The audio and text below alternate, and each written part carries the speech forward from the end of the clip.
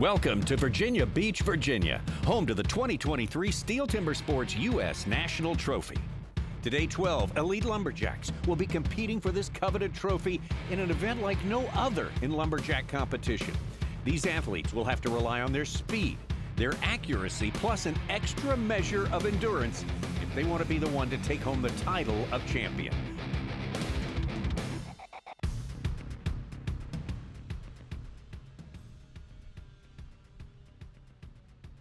Here we go. Oh, here we go. Here we go. Hey, Virginia Beach, welcome to the STIHL U.S. Trophy event. This is it. This is the kickoff of the 2023 season right here in Virginia Beach. This is an endurance event. My name is Super Dave Jewett. I competed in STIHL Timbersports for 25 years. And boy, am I glad I got out of it before this event started. This is an unbelievable event. 4 events, 2 chopping, 2 sawing, back to back. The winner moves on in a knockout format. Only one athlete will make it to represent the United States in Rotterdam in the Netherlands on June 10th. Unfortunately, I'm going to have a little help up here from another commentator, good friend of mine, an ex-timber sports athlete, cross-cut world record holder, Kevin Holtz. Kevin. Well, thank you, Dave. I appreciate it. And thank you, Virginia Beach. We are super excited to be here. Obviously, it is a natural fit, this being the U.S. home for STIHL. How many STIHL employees do we have here today? Awesome. We were getting ready at the hotel this morning, walking out, and I had a very nice young lady. She saw my shirt. She says, you know, my grandfather worked there, my father worked there, and my mother worked there. So this is a Virginia Beach company, and we couldn't be more proud to be here with you all today. Of course, we can't just talk about STIHL. We've had lots of great sponsors all come together to make this happen, and they have with us for many years. We got to give a big shout out to John Deere. You'll see John Deere Gators running all over the property here. We've given away, I don't know how many John Deere Gators competitors over the years, and you got to look good up here. Coming back. Every year I should retire, and then I get the entry form comes out. First place John Deere Gator. I go, oh, I got to get that. This is the year. But then there was Lentz's and Kogers, and they just won them. But I heard they added on to their garage just to house all the John Deere Gators. And we also got to thank Duluth Trading Company. If you don't use or own any Duluth workwear, you got to get some. All of our competitors are be wearing Duluth Trading Company clothing, as well as our stage crew, our judges are all outfitted in Duluth Trading. And, of course, our friends at Ace Hardware. Literally, one just opened right down the road from me. You can go there. You can get anything you want. All the tools we use on stage, the STIHL power tools now provided by Ace. We just did a monstrous demo in Texas, this Ace Hardware convention. I was talking to one of the big gentlemen we're going to meet in a minute. I said that was one of the largest crowds I ever announced in front of, but a great partnership with STIHL and Ace. Yeah, absolutely. 2 great companies to come together. They really, truly are the helpful place. I'm on a first-name basis with the owner of my local Ace. Hi, Frank, if you're watching. Great place, helpful people, and, of course, great STIHL products available at Ace. You kind of tipped your hat a little bit to this. We have a special guest that we're going to bring up from our STIHL family. We cannot say enough great things about the partnership between this competition series. It was really born out of the STIHL company. What's been 23? 4, 5, 6? The original. The original, 1987. 38 years when STIHL created the original extreme sport, timber sports. Let's bring him out. Let's talk to him about what a great guy. Let's bring him out right now. He is the president and CEO of STIHL. Give a big round of applause for Terry Horan.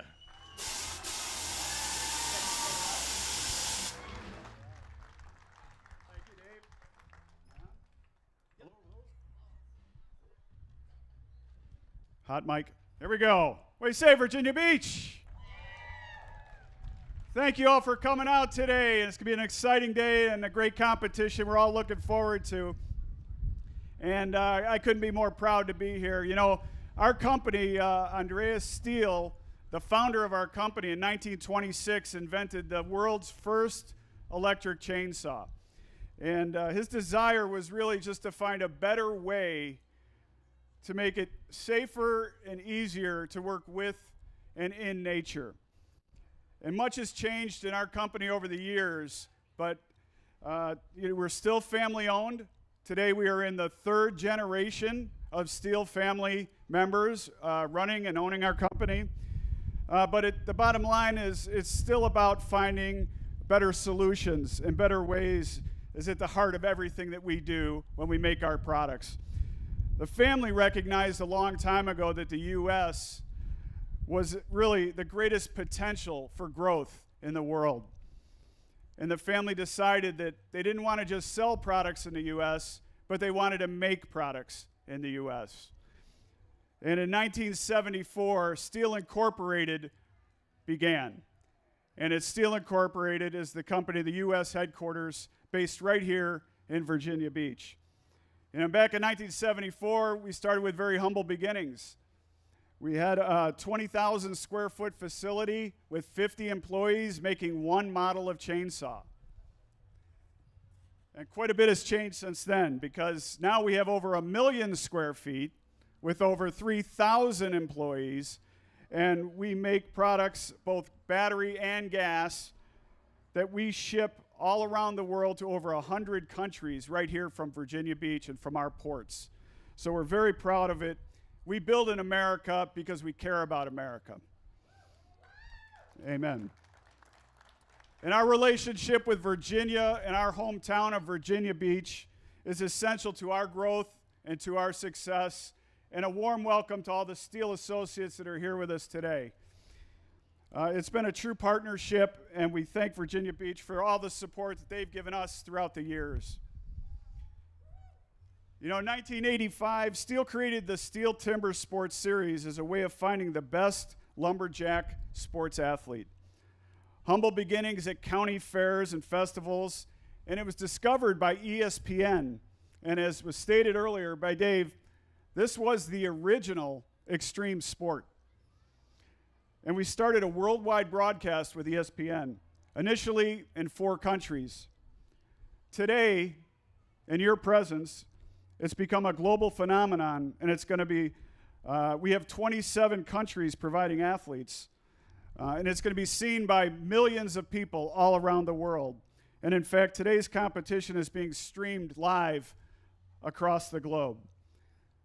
Today's competition features our top U.S. athletes and will determine which U.S. athlete moves on to represent the United States at the World Championships in the Netherlands.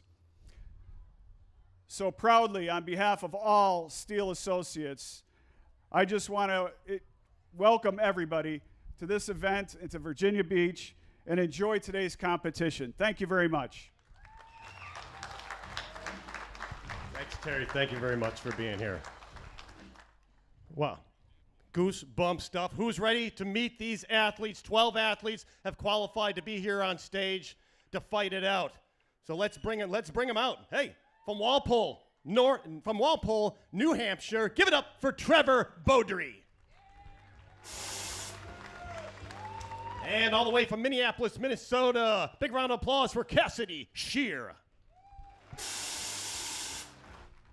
From Pigeon Forge, Tennessee, Maddie Slingerland.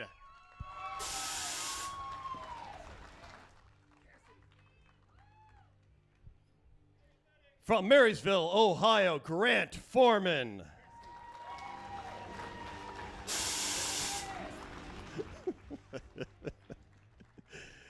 From Matthews, North Carolina, Ben Nicely.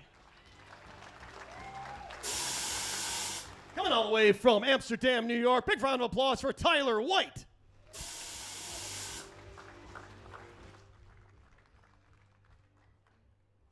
Coming from the West Coast, Toll House, California, give it up for Walt Page.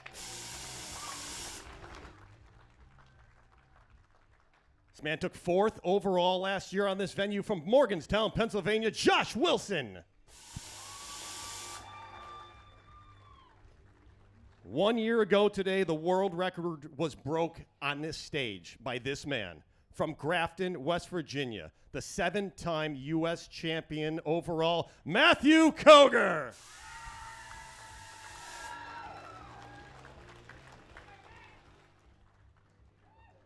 Our oldest and most likely most fit athlete qualified 4th yesterday, surprising the field. Big round of applause from Charleston, West Virginia, Arden Koger Jr.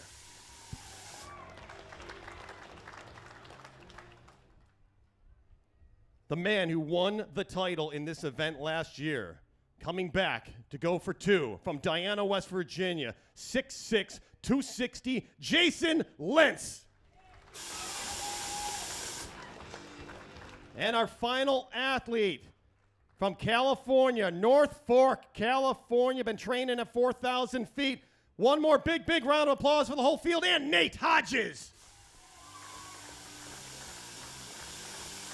And our final two gentlemen to bring on the stage, the head judges. It's been around since the beginning, coming all the way from New Hampshire, Rich Hallett.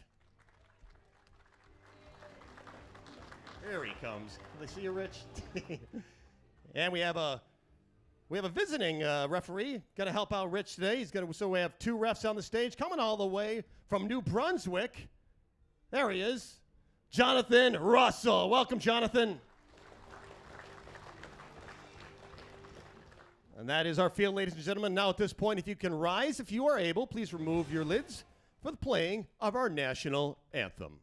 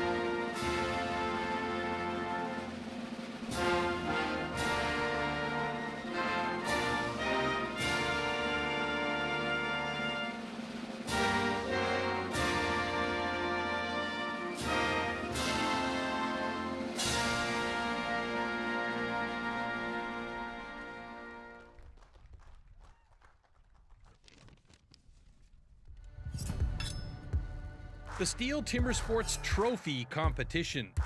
In the trophy format, athletes have to complete 4 disciplines back-to-back. After the start, they need to cut a complete disc with the stock saw within a 10-centimeter area. From there, the athletes have to complete the underhand chop as quickly as possible. Only after they split the block can they return to the starting point, where this time, the single buck is waiting for them to cut one complete cookie. In the final discipline, the athletes have to complete the standing block chop in order to achieve the best possible overall time. Any rule infraction will result in a disqualification and the athlete will be eliminated. All participants must first demonstrate their skills in the time trial. The 4 fastest go straight through to the quarterfinals, while the 5th to 12th placed athletes battle it out in the last chance round in knockout duels for the remaining quarterfinal spots. The better the athletes perform in the time trial, the easier their first elimination round will be. The athletes now continue to compete in a knockout system through the quarterfinals and semifinals. The losers of the semifinals will fight for the last podium spot in the small final. After that, the 2 winners of the semifinals will compete one more time to see who takes the title.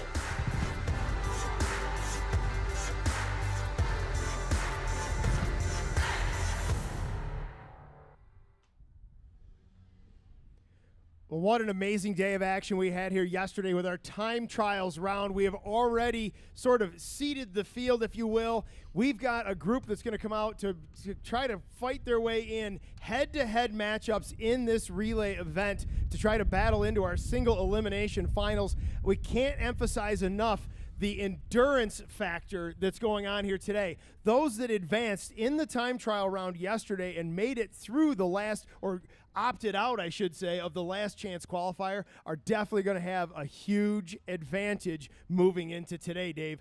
This is all about endurance. It really is, and it's not just getting through the 4 events. It's recovering. It's recovering for the next event. And we've seen it. This whole weekend has been about endurance. We've been watching are there any firefighters here watching today? We've been watching the firefighters challenge. There they are over there. Oh, man, I thought I had abs. Yeah. All right. Heat 1, it's got to be Trevor Beaudry and Cassidy Shear. I just want to tease that a little bit. These guys are ready to go. Cassidy Shear talks so much about lactic acid recovery, biomechanics, using everything so the arms are not just destroyed after these chopping events, because it really is a full body workout. And by the time we get past the last chance qualifier and we get into the official knockout rounds, the single elimination tournaments, as we're advancing through, these guys are going to be full tilt, full body workout for a full minute straight with about 10 minutes in between rounds.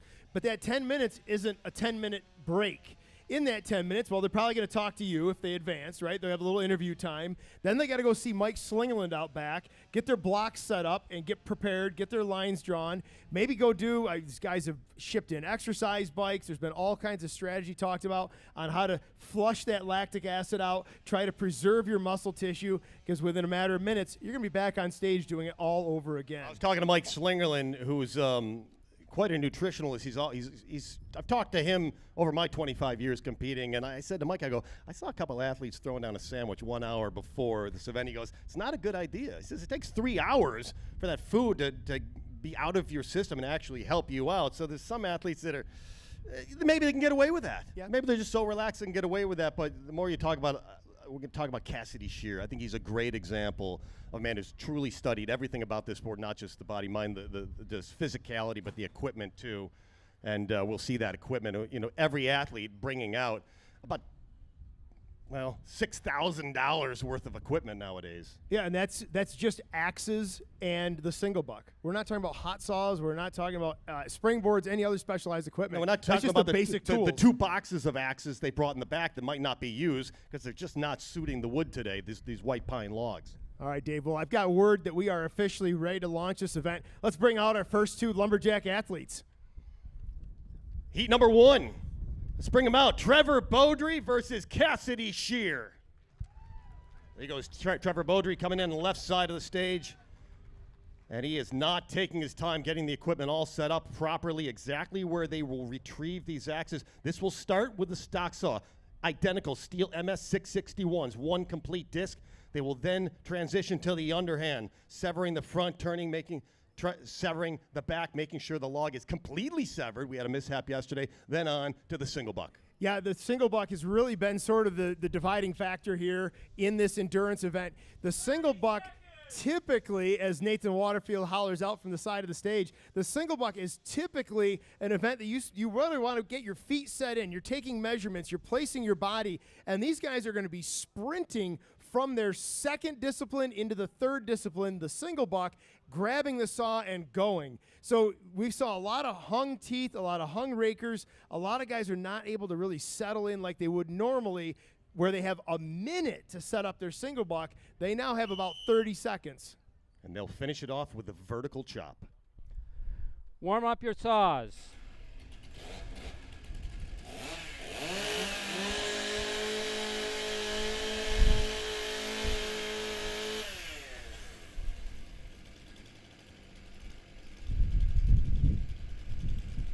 Athletes ready. Stand to your timber. 3, 2, 1, go! Just the slightest delay from Cassidy Shear over on stand number 2, but still he is through the wood very quickly. Both these guys clean and clear to the wood. No violations that I see yet in terms of that center line, Dave. We had that issue yesterday with Josh Wilson. Boy, Cassidy just bringing a calm exterior demeanor. When he was going over to that underhand, he just had almost a smile on his face, looking like he's so anxious to just get this first heat over with a slight stick. Trevor Beaudry, though, rocked the underhand and all over the world, and that is his best technique. Your best technique has to be in your best event. Trevor Beaudry with a 1, 2, 3, 3.5, 4-stroke lead in the single buck into the middle wood, a 16-inch log. This is when the lactic acid starts to build up. Yeah, but this is where Cassidy Shear is going to start to reel him in. Cassidy's an exceptional single sawyer. He started behind, but look at how close this race is going. Oh, a hang from Cassidy Shear. He's done himself a lot of good catching up, but had some trouble there at the end. Shear is still in it, whether he knows it or not. Shear is in this race. He's an unbelievable standing block cutter. Beaudry had a glance in the back of the log, scooped, broke his axe. He's got a new axe. Cassidy into the backside. It's going to be tough to make up this gap, though. Beaudry's got a good-looking front face on there. A couple hits got away from him towards the middle of the block, but you can just feel the fatigue. Beaudry's broke near. There it is far. And it was one hit. One hit. I told you Shear was in it. After that disaster in the single buck, do not count out Cassidy. We do have a yellow flag early in the race today. We made it about halfway through the competition. The yellow flag does not necessarily mean it is a disqualification. They can review it. We have cameras all over the stage, on the stage and off the ceiling, catching every angle, so they may review it. Let's see what we're going to get the call from Rich Hallett in just a moment. Yeah, my angle here is Jonathan seemed very interested in Cassidy's underhand axe, which is laying on the stage. It was not in the block. So I believe that is what they were looking at. I'm not sure what the call will be. All right, gentlemen, we have a DQ over here on stand 2. The axe was not placed securely in the block. It fell out. That's a safety violation. Your cut was good. Sometimes I hate it when I'm right. That's a tough break for Cassidy Shear. Boy, Trevor, we say your best events have to be your best event. It seemed to be the underhand today. You got a 4-stroke lead against Cassidy going into the single buck, and you just ran with it from there. Yeah, I've been fighting the single a little in this race. So I knew I needed it in the underhand, so I put the pace to it. The wood seems a little firm, but that suited me, and I cut it clean and just stuck with it. You had a $700 axe, scoop out, hit the steel yesterday, ruined. You got a good backup? Yeah, this one might be better. Good luck. We'll let you go. Hey, big round of applause. He's moving on. He's going to race again. Trevor Beaudry.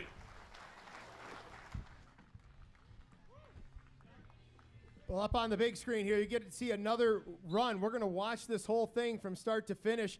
It may not look like much, but stand number 2, Cassidy Shear, just a tiny bobble. He came down and caught that chain break on his way down to the log, but it didn't hold him up. Great cut into the underhand first, Dave. Boy, Cassie, those long strides as if he had calculated how many steps it will take, and I believe he did.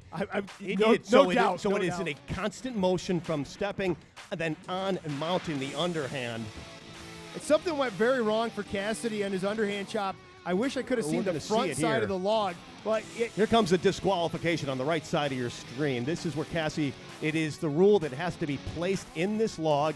Watch the axe placement right here. He just kind of tapped it in. Well, it's still in there. Right, but keep watching. Obviously, it falls out. So the rule, the key word here is securely. Gotcha. So it's got to be in that log to the point that it's going to stay in that log. And even from that replay, you could just see he sort of taps it into the log. Well, here's where Beaudry opens up the window for Shear to get back in this race. Struggled at the bottom, hanging the teeth and rakers. Beaudry not known for his standing block ability, but it's been coming on as of late. And if you look right now, that axe is still in the block for Cassidy Shear. I'm guessing it's the vibrations of the standing block chop.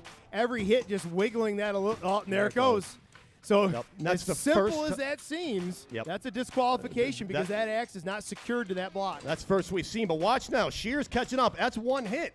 Telling you, it was just a few strokes of that single block. I'm not understanding why a lot of the athletes are struggling in the single. It's 16-inch white pine. It's a big log. Not the biggest we've ever chopped, but sawed, but technical log. And as you know, that's your baby. The single buck event is your discipline. I won't deny you that at all. But you know the time, the mental preparation, the setup, the foot placement that goes into that single buck event. Now they're asking you to cut a stock saw, cut an underhand, run across the stage, grab your saw, step back into a perfect single buck stance. You know as well as I do, a couple inches too close, a couple inches too far from the block, suddenly you're dumping the nose over on the saw, you're hanging the rakers. I say it's foot placement is what's getting these guys in this single buck event because they're rushing, understandably, into their stance. And it's easy for me to sit here and say, oh, they're making mistakes in the single buck. But every That's why we're every sitting single here. buck race I've ever raced, I've never had to think I've got to cut a standing block. Yes. As soon as it's done, so your mind is 2 or 3. You're too far ahead. Matt Koger said it the best. You have to look at this in stages. Don't think about stage number 4, step number 4. Just think about making that single buck cut. And it's amazing how simple that is, but it's difficult to coach your mind, you know, especially when everything's on the line here.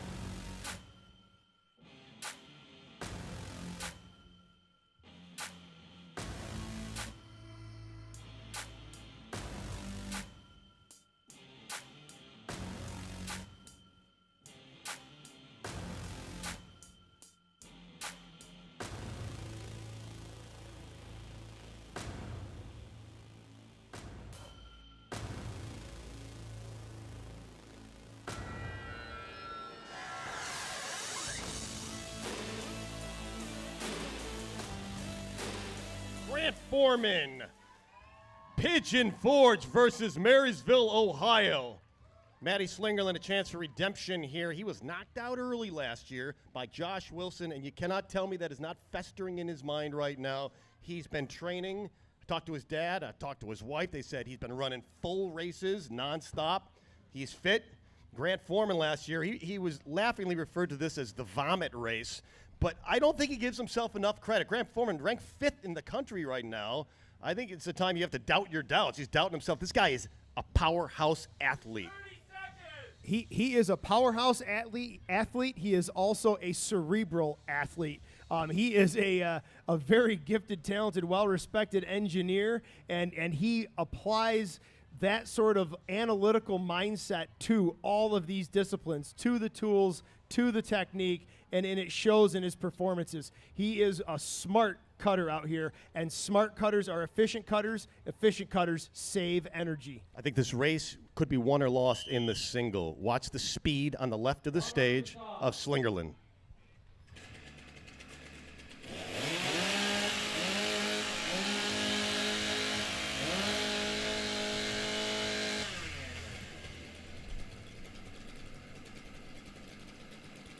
Athletes ready. Stand to your timber. 3, 2, 1, go! There is that patented one-handed start from Matty Slingerland. Well, he got that off his back. Matty Slingerland hit the chain break yesterday. Clean run today and a 2-hit lead. Slingerland's into it with a 2-hit lead against Foreman. And man, is this guy good at cutting wood. He's going to want to maintain that lead going into the single buck.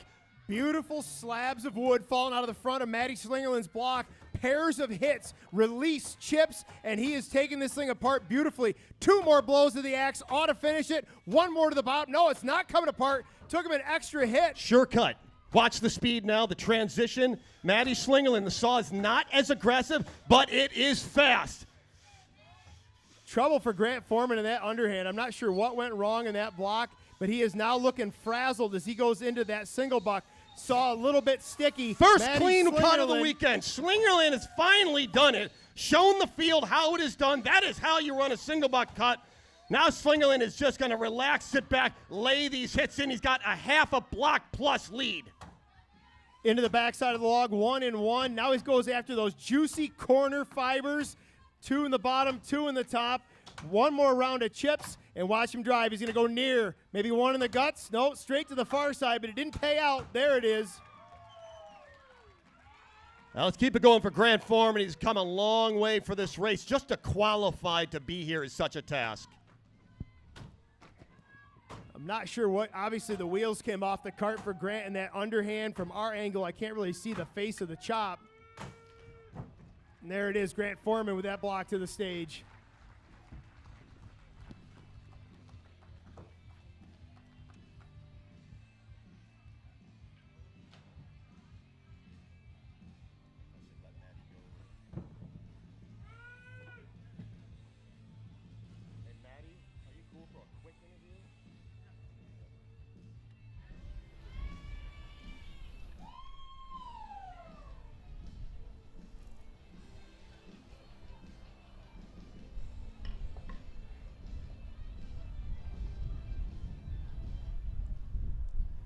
And the winner is Matt Slingerland.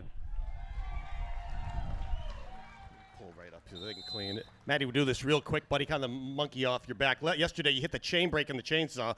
You said you haven't done that since you were 13 years old. Does that get in your mind a little bit? Because I know you're just looking for some redemption this year. Josh Wilson knocked you out last year. Yeah, you can't think about stuff like that, Dave. You know, just a little mistake. I know what I did wrong, so just adjust like I know how to and just keep on trucking. The key here is to attack every race.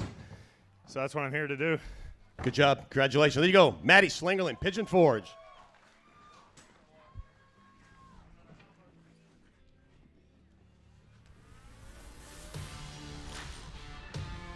For your viewing pleasure, up on the big screen, we've got a replay going on here. You can see the head-to-head run. Both these guys fairly equivalent. Maybe Matt Slinger about a 2 or 1.5 swing head start on the underhand. And this, Dave, might be our chance to see what went well or didn't go well for Grant Foreman. I've already seen him working the handle of that axe a little bit, trying to retrieve the axe out of the block. May have just been a axe block incompatibility issue. There you see it again, and again. I'm just watching Matty Slingerland. He and Matt Koger worked on the underhand technique. They were working on the timing back in February this year, just changing the timing, pulling it and pulling that heel in and slicing. And boy, it worked. Slingerland running the whole saw smooth, and the back of the saw tells you everything. It's quite level. You shouldn't see the deviation and change, and that's it. Simple. Made it look simple at least. And then the monstrous swings of Slingerland, reaching, I think, farther than normal, getting that axe way out there, letting that 7-pound axe head do the work. We talked about this yesterday in our rookie division with the single buck saw in the single buck event. Andrew O'Connell, I said I felt like he looked slow, but he was so smooth. The saw was so smooth. The tendency right now is for everybody to run really aggressive saws, and they're having issues with hanging up the saw. Maybe setting the raker's a little different, not having it set so aggressive. We're going to see the smooth cuts like we just saw from Matt Slingerland, and those guys are going to advance. There's a quick look at, I guess we can't call it our leaderboard. It's our bracket here on Trophy Day. In the last chance rounds, it is going to be Beaudry advancing along with Slingerland. They will go through into quarterfinals. We've got 2 more last chance heats coming up. Again, we had our time trials yesterday. We took our top athletes, we seeded everyone, and the bottom 8 were seeded into this last chance qualifier to battle their way into the quarterfinals.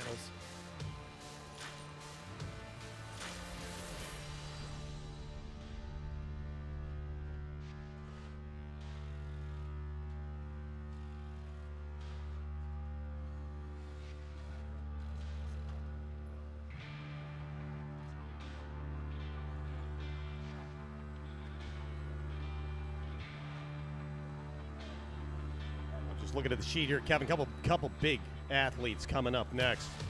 One of these guys, Matt Koger, the record holder. We're going to be repeating that over and over. Matt Koger, the record holder, but this guy gave him a run in the qualifying round last year. Almost took down the 7-time world champion, the record holder. We'll tell you about him when he comes out, but you never know. You can be the number 1 ranked athlete. Doesn't matter how many records you get on stage early season. You just cannot be complacent. No, especially in this discipline, the trophy event, where you've got 4 different disciplines, each with their own unique variable. each of which could go very well or very wrong. You mentioned in that last heat, go back to time trials, Maddie Slingerland yesterday, an uncharacteristic issue getting the saw going in the stock saw event. If you were to ask me who is the fastest to the wood, who's the most consistent to the wood in the stock saw, I'd say, yeah, it's Matt Slingerland. Well, guess what? Yesterday he wasn't. Yesterday he went down and wadded the chain brake, locked the chain brake, and he, like you said, he hasn't done that in so long, if ever in recorded history. He didn't even recognize, he didn't even process what had happened. That's what he said. He said, then figure out why how to is the fix saw it. not running? We heard him talking this morning to the other athlete. He said, why is the saw not running? Yeah. Well, you engaged the chain brake. Chain brake did what steel wants it to do. Stop the chain. Yes. But like I said, he hadn't done that since he was 13. Heat 3 of the U.S. Trophy event. Ben Nicely and Tyler White.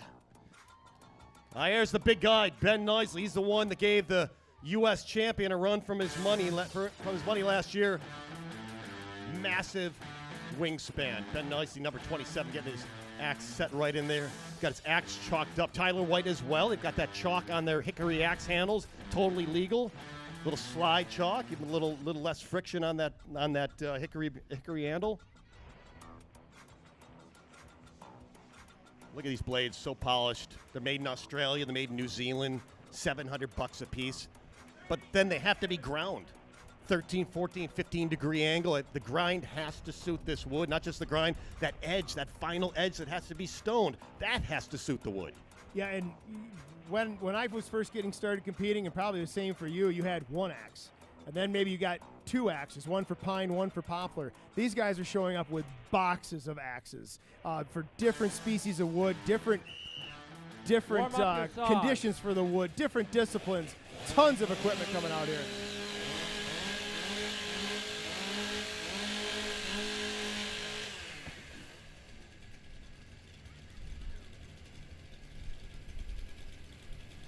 Athletes ready. Stand to your timber. 3, 2, 1, go!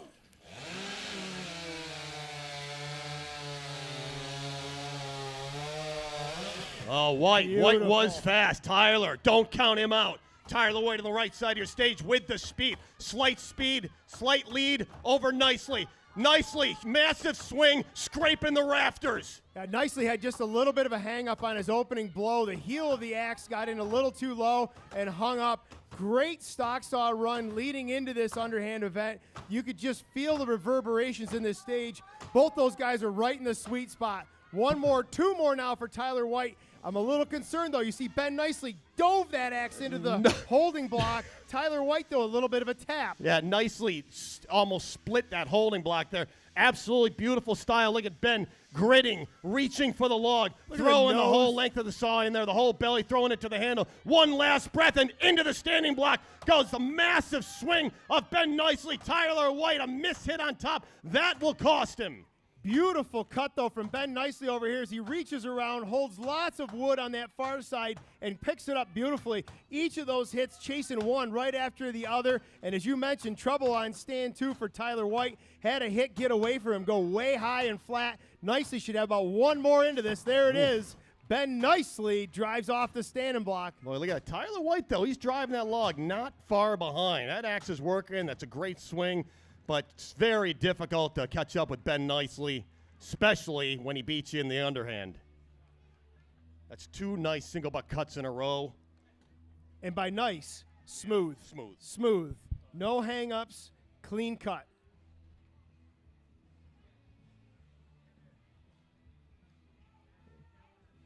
Rich and Jonathan making their way around, checking everything out. A lot to watch for our judges in this trophy event.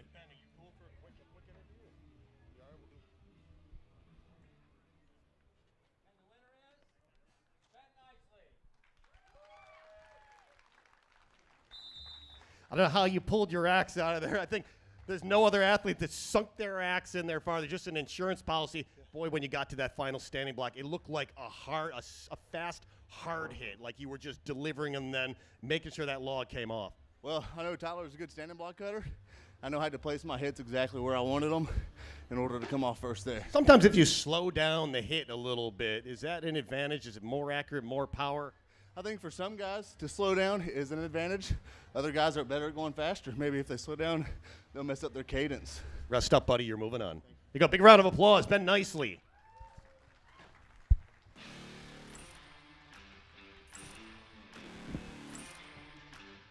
Dave, sounds like a classic case of smooth is fast. And that's what we haven't seen in the single buck event, and it's really been kind of that pivotal moment for everybody's trophy run. Let's go back and take another look at this head-to-head matchup. You see both these guys coming off of their stock saw into the underhand. You saw that hang up from Nicely, just a temporary delay though, and then he got his pace going, he got his rhythm going. You know, and Ben's he's mastering the basics, what we were taught. Line up your toes, line up your hips, line up your shoulders, pull that axe right down the nose, the center line of your body, line up with the hits, and that's what he did. It's simple, it works, and that's you just have to maximize your strengths. Try not to push your ability to the limit. Don't go beyond your ability in this race. Yeah, stay in your lane for sure. Great smooth cut. You see it there from Ben Nicely on stand number 1. Again, it sounds like such an elementary thing, but have the saw tuned for your sawing style and your personal level of the single buck. The guys that are winning in the single buck are smooth in the single buck. That's as simple as it gets. And watch the real estate that Nicely on your left here covers. There's an acceleration. A lot of people, you'd have to slow it down, but he pulls it in and then releases. And there's this acceleration, and it actually creates a slice of the axe blade. The heel presents itself to the wood first. The toe comes around, and it's like pulling your knife across a steak. It's effortless. Well, if we're talking about knives and steaks, that makes him a really great butcher. He did a wonderful job taking that block apart. It looks easy, and it's not. Tyler White, not far behind. There's so many places Tyler White could have gained ground. Yeah, you can see by the time Tyler got to that stand block, the fatigue is setting in. That really starts to impact your hits, your locations, your pattern. Boy, we're getting a great look downstage right now at Ben Nicely's block, his underhand block, standing up on end. That looks like one continuous blow of the axe, even though that was probably 3 rounds of hits to get to the middle. What a beautiful, smooth, clean chop from Ben Nicely, and that underhand matched up very well with his standing block chop. Foot placement. Foot placement. It's all what it's about. And that's what everyone says. If you're having trouble, start from the beginning. Foot placement. Yep. Line up your feet right. Don't be cocked up over. Don't have one foot out of line with the other, and that's where the problem and that's where the solution starts. A lot of times the solution is staring you in the face and it's begging to be discovered if you're in a slump. Well, looking at our bracket board here up on the big screen, we have Beaudry, Slingerland Nicely advancing with one last chance qualifier to go. And in this last chance qualifier, heat number 4 or last chance number 4, I gotta admit, I can't pick it. I'm looking at it. We'll bring him out in a second. I can't pick it. You got a favorite in this one? I don't have a favorite, but I have a curiosity, and that's Josh Wilson. Josh Wilson, if you told me Josh Wilson would be cutting in the last chance qualifier, I would have called you a liar. But after the round in the time trials and the difficulty yesterday, I'm very curious to see how he responds after the events of yesterday.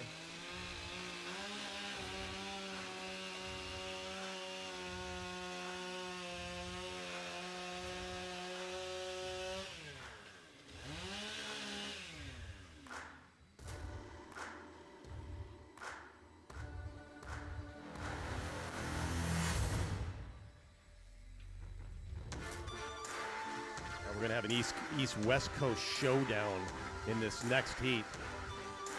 We have another athlete coming from the West Coast, trains at 4,000 feet. He said he was just training for this event, training to exhaustion, so he just could not lift the axe anymore. And I remember thinking, that's great, but is that enough? We're not fully exhausted. We're not passing out in the stage. Everybody's quite fit, so you have to take yourself to the point where you are going to be. You're not going to be training to. You're not going to be swinging that axe in full exhaustion. That adrenaline's going to pull these athletes through.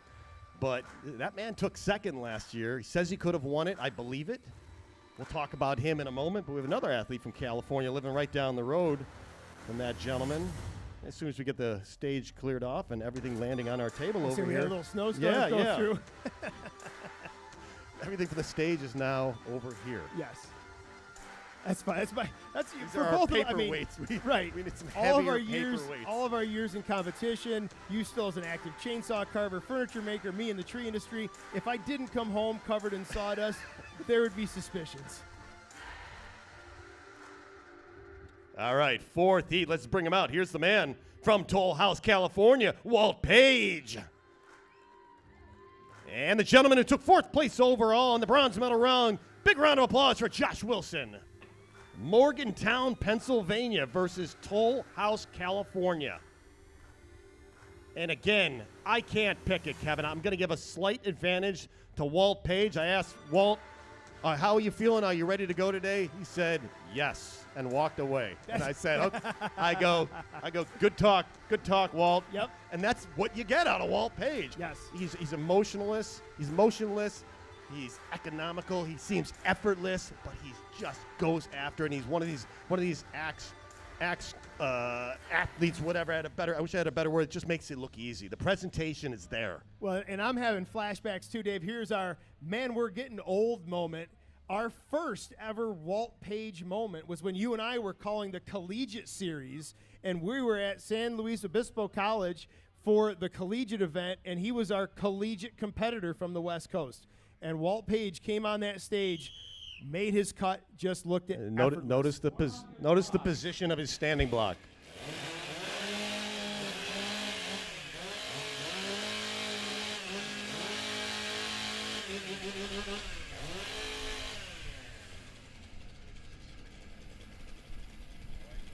Athletes ready. Stand to your timber. 3, 2, 1, go! Slight advantage, Josh Wilson on stand number 2. Oh, but it's a dead heat coming out of the bottom of that log. From the first time we ever met Walt Page, his stock saw has been epic. Watch these guys draw big chips out, pairs of hits, releasing those beautiful slabs of wood. It is Wilson around to the backside, about 2 blows ahead of Page. Josh Wilson shocking us all 2 years in a row. A monstrous lead. And this could be his best event. It's off. Wilson, he's won the national title in the single buck. And this is the technique that propelled him in that Timber Sports win. Look at Wilson pulling the whole saw, the belly, the teeth, the rakers reaching to the handle. But he's starting to slow down, and here comes Page. Yeah, and there's that hang in the bottom part of the wood. When we get into the skinny timber, Walt Page just had a beautiful, smooth run, probably gained a second on Wilson in that single buck. But you can see Wilson, he's fatiguing. Look at that chop. He's stepping in his hits. I don't think it's that good of a block. I don't think he's shorting his face. Somehow, somewhere, Wilson needs to find more. Yeah, Page in the backside of the block. Wilson driving. Wilson needs this. One more hit. He's done it. 2 years in a row, the upset. Josh Wilson digs deeper and wins the heat. One blow of the axe separating Walt Page and Josh Wilson. What an amazing race for these two athletes. Wilson battling back after a disappointing run in time trials. Just great action on stage today.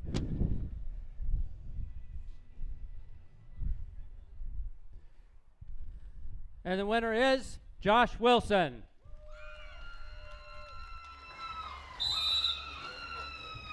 Well, Josh, two years in a row, we didn't count you out, but we thought, are you going to keep up? And you just bring another level. How are you feeling? Tired, but you're smiling. Yeah.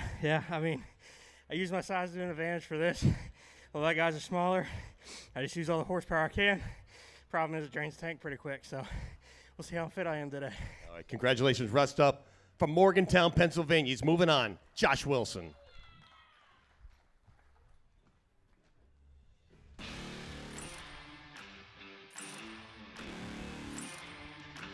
Well, here's our replay of that last round. Both these guys, very great stock sawyers. It was advantage Wilson just to the wood. It doesn't look like much, but if you watch that carefully, we're searching for tenths and hundredths of seconds, and Josh Wilson had some there. I think, though, that Walt actually reeled him in through the cut. I think Josh feeds off of it, though. I think he gets this lead, and he's just a pit bull. He absolutely attacks it. He goes after it. he did that last year, and he was smiling like he was almost enjoying just knocking one athlete out after another. I tell you, this is goosebump stuff. I love it. This is the most exciting heat of the whole weekend in my mind. Yeah, and what you got to keep in mind, though, too, is these guys that are winning in this round, they're going to go into the next round against fresh athletes, guys who haven't run already. So our last chance qualifiers are on an even bigger uphill battle. So Josh is going to come off in the single buck. He's got a big lead in which you're going to need against Walt Page. Walt Page, beautiful timing in the standing block. And this event suits him, as does the springboard, even when he's up 8 feet in the air. And Wilson, such a powerhouse. But it was one hit. He needed that. I said somewhere Wilson needs to find more, and this is why. One hit. Did a beautiful job at the end of that standing block. We want to see that second to last driving blow be that near driving blow, so it sort of opens the window for you. It turns the top of that block and opens up the cut. That leaves him a wide open shot, beautiful vantage point to drive those far fibers off.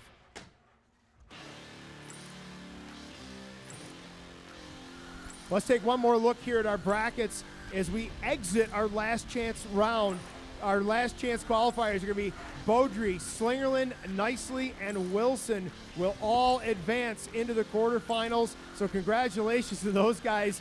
But again, Dave, like we said, they're going to be going against fresh athletes who had a bye run coming in today. We'll start that action when we get back right after this break. Your neighborhood Ace carries a full lineup of STIHL gas and battery outdoor power equipment and accessories. Shop STIHL at acehardware.com. Choose in-store pickup or free delivery to your door. Ace is the place with the helpful hardware, folks. Duluth Trading Company was born from generations who showed us that the only way to live life is to live it hands-on. To do it the hard way. To take the trail untrodden. To take the damn thing apart, put it back together, and have the world be better for it. We don't think that the go all in, dig deep, and get your hands dirty spirit exists in everybody. We know it does. Duluth Trading. Take on life with your own two hands.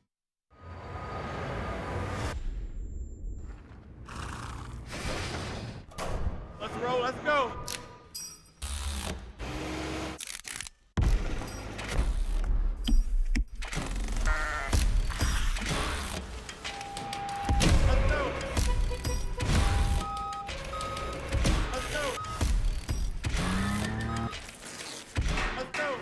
When we work in harmony, anything is possible. Just 3 words tell you everything you need to know. They tell you why we employ more than 2,000 workers at our factory in Virginia Beach, and why over 10,000 local steel dealers are putting battery power in the hands of Americans. Not everyone can say that, but we can. Made in America. Real steel. Find yours.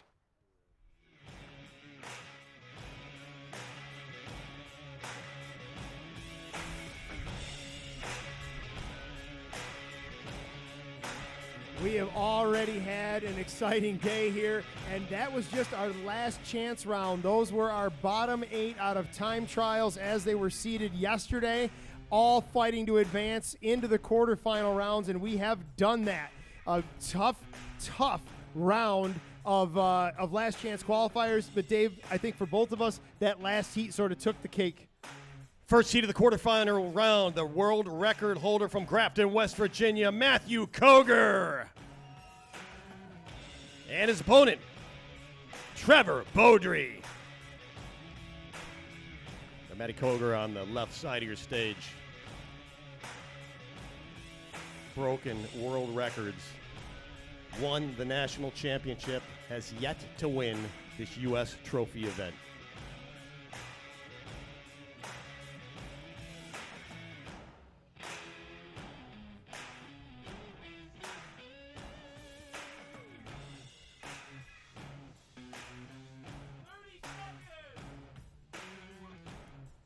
Matt Koger, third generation timber sports athlete. 250, 6'3", solid. Trevor Beaudry. He's going to give him a run, Trevor. That underhand technique. He's going to need every ounce of that to keep up with Koger. But we've seen upsets. Will we see another? Warm up your saws.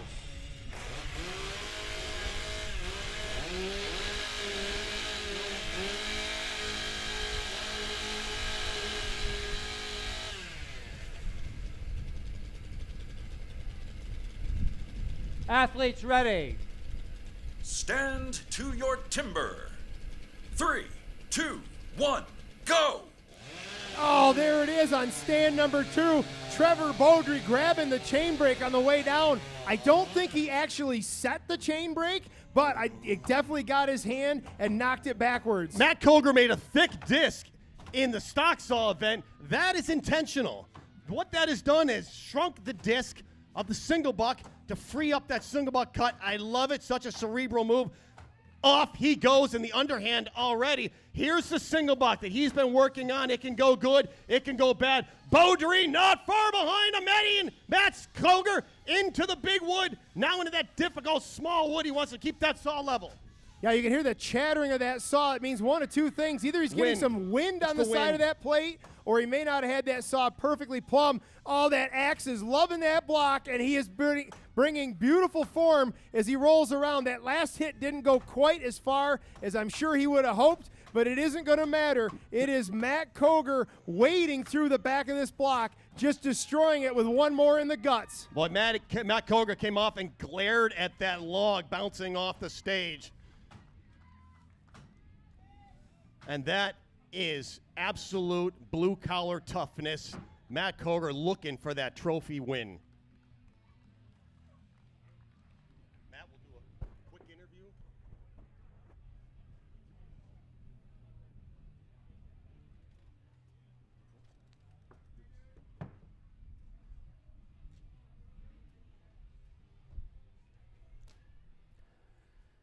And the winner is Matt Koger. Thanks, Matt. Come on up here real quick.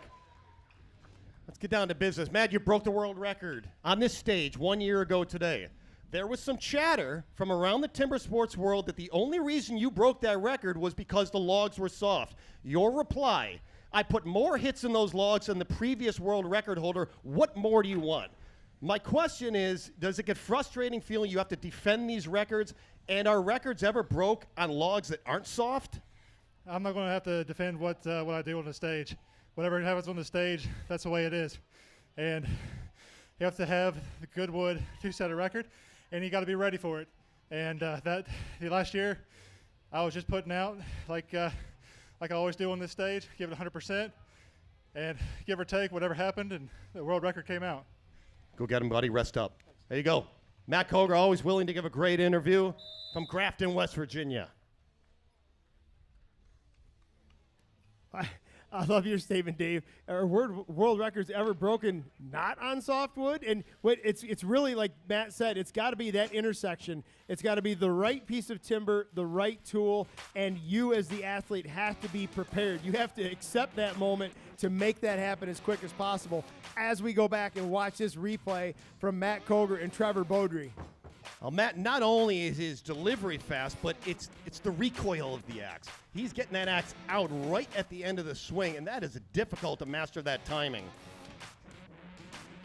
We watch as he moves over to the single buck event. Again, the hang-ups, the glitches we saw in the time trials, and even our rookie division yesterday, they are seemingly, I don't want to say they're totally gone, but we seem to see a reduction in it. I don't know if guys retooled, changed their method, whatever, but we're seeing smoother cuts with fewer hang-ups.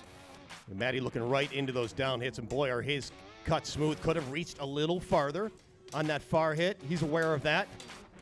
But I know he loves it when he gets into these standing block chops. You can see after that single buck came off, clean disc, he was relieved. He said, almost like, let's have some fun. Let's rip this standing block off. And oh, by the way, he holds the world record in that standing block. Yeah, so Matt Koger is obviously advancing through quarterfinals to semifinals. We're going to find out who he's going to go up against based on the results of quarterfinal number 2, which is going to be coming up here in just a minute. I meant to mention this earlier, and now is as good a time as any. We got to say hi and thank you to our Granite State wood crew, our deck crew out here, and all of their Duluth trading gear. Ladies and gentlemen, if you could give that crew in the black and tan a big round of applause. I hope you're watching them while you're listening to us, because they are working their tails off. It is a constant negotiation between television, competitors, the wood crew. All of these pieces need to come together, and you could not ask for a harder working, more professional, and I might add fun-loving bunch of people than the Granite State crew that is in charge of all the mechanical stuff behind the scenes here.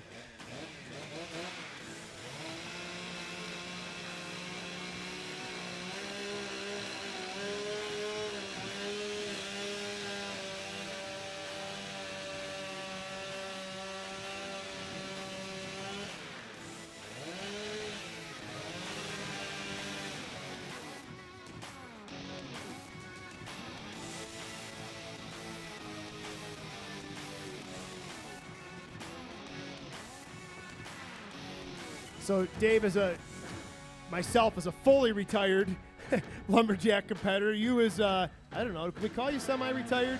I mean, you're still out there most weekends. I mix it up with them. Mix it up. What are your thoughts as far as how significant of an advantage is it to have had the bye, to have avoided the last chance round and moved right into the semifinals? You look at, we just saw Beaudry go against Matt Koger. Beaudry had to battle through the last chance round just to meet up with the world record holder in semifinal number 1. I mean, it's a huge disadvantage, I would think, to have to go into this matchup in semifinal round after already having one round under your belt. That's a good question, Kevin. I think it's different for every athlete. Mentally, you'd want that cut. You'd want to go. You want to go through all 4 events, get that out of your system. I talk to everybody. Everyone has a different answer. They would say, I wish we had one more race. I wish we had one more race. Some of these athletes, they'd race 4, they just lose, and they'd say, I wish I had one more because I'm starting to come into my zone. Their opponent was starting to die. They go, I'm starting to feel good now. Yeah. And that's, I think it's different. I think everyone's physicality is different. If you don't race that first race, you better be out back going through the motions. You better be stretching. You better be on the stationary bike. You better be swinging your axe, doing something. I think they do allow a log to test your axes. You cannot warm up in it, so you have to be creative. But you have to get warm, whether you're racing or whether you're getting warmed up. All right. Heat 2 in the quarterfinal round. Arden Koger Jr. versus Matty Slingerland. Arden Jr. started 1987, he started this sport. He said to me this morning, I've never been so relaxed. It's not that I don't care. I don't care if I lose. I think that's what he's saying. Right, I think it's dangerous to the opponent's relaxation. But is he fit? Qualified 4th, always training, went down to Australia. He was training up in Queensland. His season started a long time ago.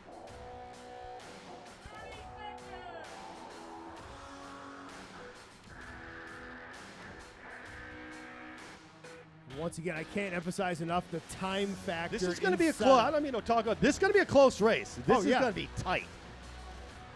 Go ahead, Kevin. Until I interrupt you again. Again, or still. But yeah, I can't emphasize that time factor enough. 1 minute to come out here and get mentally prepared, get your axes in position, get your starting cut, and get set up for the stock saw event. Warm up your saws.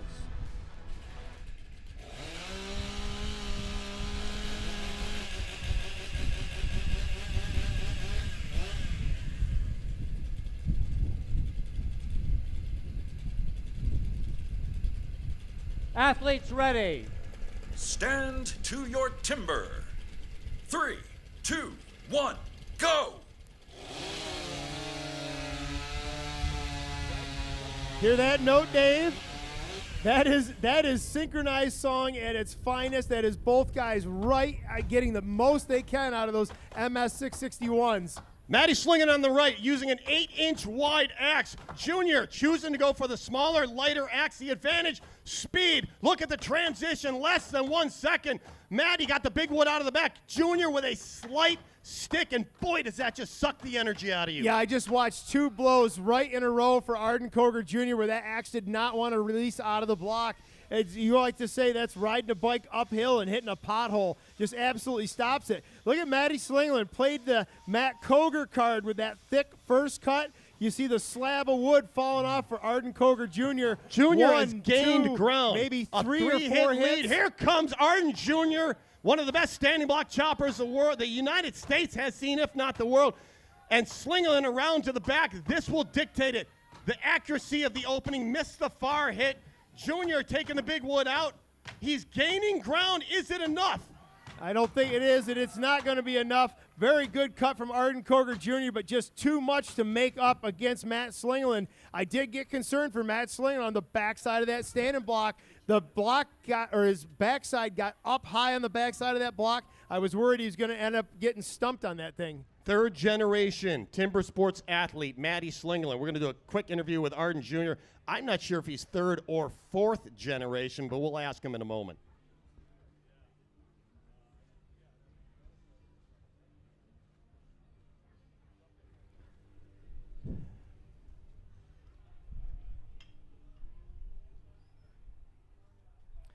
And the winner is Matt Slingerland. I'm going to talk with a man I've competed against since 1987. Arden Jr., boy, you started the season early. You were down in Queensland training. I don't know if you're 53, 54. Third or fourth generation timber sports athlete? I am a third generation. My kids are fourth. And so it's been in my family for a long, long time. And I'm happy for that. To me, it's you see me and my cousin Matthew, we're here competing together. And I'm long in the tooth, but I still have a lot of go for an old guy. So I'm glad to be on this stage because if I can keep up with these young guys, it's good enough for me. We'll be seeing you in Milwaukee in just a few months. Oh, I'll give it all I got. All right, big round of applause. He just doesn't want to go away. Arden Koger Jr. always fit. Well, and Dave, to be fair, we don't want him to go away either. I know. Well, people say that to me, so I figured I could say it back to someone else. But I've had Jason Lentz say to me, "You just won't go away, will you?" I said, "No." Let's go back and watch this replay. There's Arden on the left, Maddie Slingling on the right. We talked about the hang-ups in that underhand block for Arden Koger Jr. There you see one right there where he's got to give an extra shimmy on that handle. The axe just was not liking that wood, did not want to release out of that block. That just interrupts your cadence, it interrupts your rhythm, and it really slows the process down. Not just that nanosecond it takes to get the axe out, but the recovery to follow up afterwards. Well, watch Junior, though. Watch him gain ground right now. His pace, he does not use as long of the saw as Slingerland, but he has that power zone, uses the belly of the saw. It says that works for him, and he's going to use it today. But he's such an accomplished standing block chopper. I feel like he needed maybe a bigger log to suit him. But It was not, it was just not enough to gain Slingerland. Slingerland, I could see his face looking right down on Maddie in that single buck. Just grit and determination. I was a little nervous for Maddie in the backside of that standing block. It doesn't show up well in the TV shot here, but he really stepped up the backside as he came around, didn't really get his feet in the right position. Again, these guys don't get the time to set up, to mark out their foot positions and really get settled in and concentrate on each discipline independently. And that sometimes shows things like the second side of your standing block, setting up for your single block, all those little moments where you'd want to have more prep time and really understand where your feet are going to be. Well, we're starting to paint a picture of the semifinal round. We know it's going to be Matt Koger and Matt Slingerland. Very fitting. I love watching these two battle it out. You throw Jason Lentz in the mix, and you've got 3 childhood buddies that all traveled around the series watching their dads and cousins and grandpas compete. These are the kids that were like, they had their toy wooden axes when you and I were chopping around and traveling down into West Virginia, and now they're on this stage going head-to-head in the biggest matchup in the country. I know. When I started the sport, I was battling against Jason Lentz. I was battling against Mike Slingerland, Paul Koger, and I was like, oh, I gotta deal with your kids now. Yes. And of course, they're huge. Yes. I'm like, well, you see him come up, and I'm secretly thinking, oh, I hope they don't get in the sport. I hope they don't. And then sure enough, Matt Koger at 16 was ranked the hardest hitter in the country at 16. Yep. And he just has not looked back. He told me he wants to give it 7 more hard years in this sport, everything he has. Not that he's going to throw it away, but he feels for the peak of his physical career, that's it ahead of him. Well, and what is interesting and scary is we see a lot of our athletes, yes, we're watching where they peak physically, but I say as important, if not more important, is where they peak mentally. I see a lot of guys come out in their 20s, and they're probably in the best physical shape of their life, but mentally, they've got weak fuses up there. They're running like a 10-amp fuse, and as Matt Bush always used to say, that go signal blows a lot of fuses for our young competitors and even our old competitors. When these guys start getting into their mid-30s and their late 30s and even their early 40s, or even Arden Koger Jr. getting into his mid-50s, that mental piece sets in. Those fuses harden up. They're running 40-amp fuses now. It takes a little bit more to blow that fuse and rattle their cage. So I don't think we've seen the next 7 years for Matt Koger could be his most lethal in the sport. Yeah, they say mid to late 30s, but look at Lawrence O'Toole. We'll talk about him in a moment. The Australian representative in the Aussie Trophy event. I believe he's 42. He smoked the field this year. Yeah. He's just tearing it up around the world. He's been lighting it up in Australia. He's going to be in Rotterdam in the Netherlands. He's predicted that Jason Lentz will be joining him there. So we know all the athletes saw that online, that little interview, and people saying, oh, did you hear what Lawrence O'Toole said? You hear what he said? You hear what he said? He said Jason Lentz is going to be there. So they're all fired up. They know. But we'll see. He's coming out right now.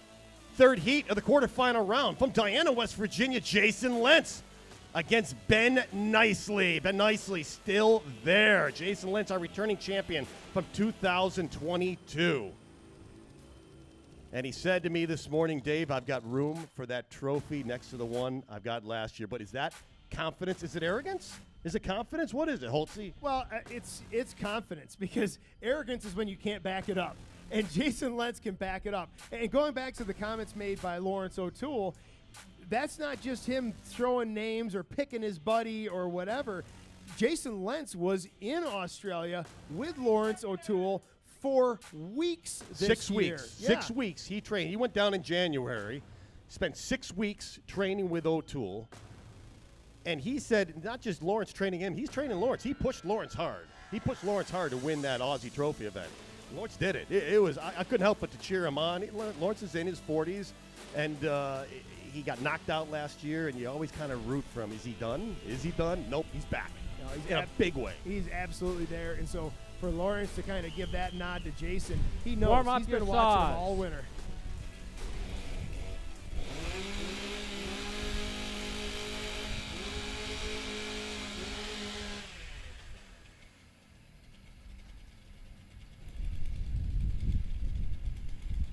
Athletes ready. Stand to your timber. 3, 2, 1, go! Very clean start to our stock saw event. Both these guys right through the bottom. Boy, Lentz just attacked that stock saw. He threw that saw in. The saw rattled a little bit, found its way. That bar settled in. But he's lucky, but he's got a clean cut. He's got a slight lead. Nicely, advantage, speed, nicely. And Lentz lost his balance slightly. That is given Nicely about a half a hit swing. Lentz is going to have to go. Yeah, he's going to have to dig in and find more here. I don't see the pace from Jason Lentz that we normally see out of him. Oh, Nicely has to go back and throw went one back. last Lentz hit back in the race. Well, here's the single buck. Lentz is so powerful. He's done these logs in 8 strokes. Oh, but a big hang up. Right, uncharacteristically, right in the middle of the block. Normally we see trouble at the top, trouble at the bottom. Nicely is staying right with him, about 3 pushes behind. Oh, and trouble at the end. He tried to heel that saw off. About a 4-5 hit lead for Lentz, and he is not one to put a shortcut in the front. That's a massive front. Looking good. What an insurance policy. Party in the back if he can just line up his hits. And look at him just driving off the back leg. Yeah, he was 1.5 inches past center line on the front side of that block. More than did his job on the front side of the log. All credit, though, to Ben Nicely, also with a beautiful front on his standing block chop. Absolutely. What a great technician. You got to be absolutely 110% on your game. Yeah, boy, does Ben Nicely deserve to be up here. You could just see how clean that block is. He had a couple hits he splashed in yesterday. But he was going. If he hadn't tripped off the anticipated log, he hadn't fallen forward. We'll see that on the replay in a moment. He would have put Lentz in maybe a panic mode. I don't think Jason would have panicked, but it's just it's uncharacteristic for Lentz to be behind in the underhand. And the winner is Jason Lentz.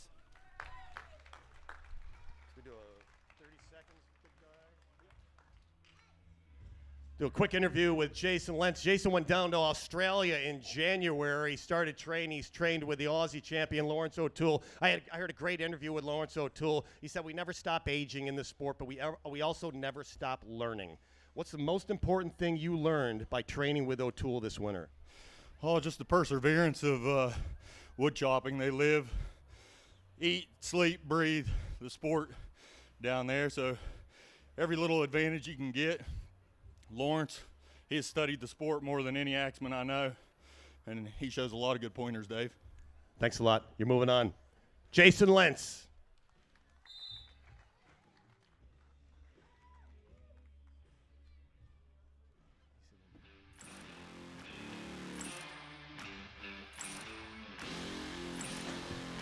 Well, Dave, here we see both of these athletes moving into the underhand chop, virtually a dead heat. Trouble happens in the backside, though. Watch Lentz on the left.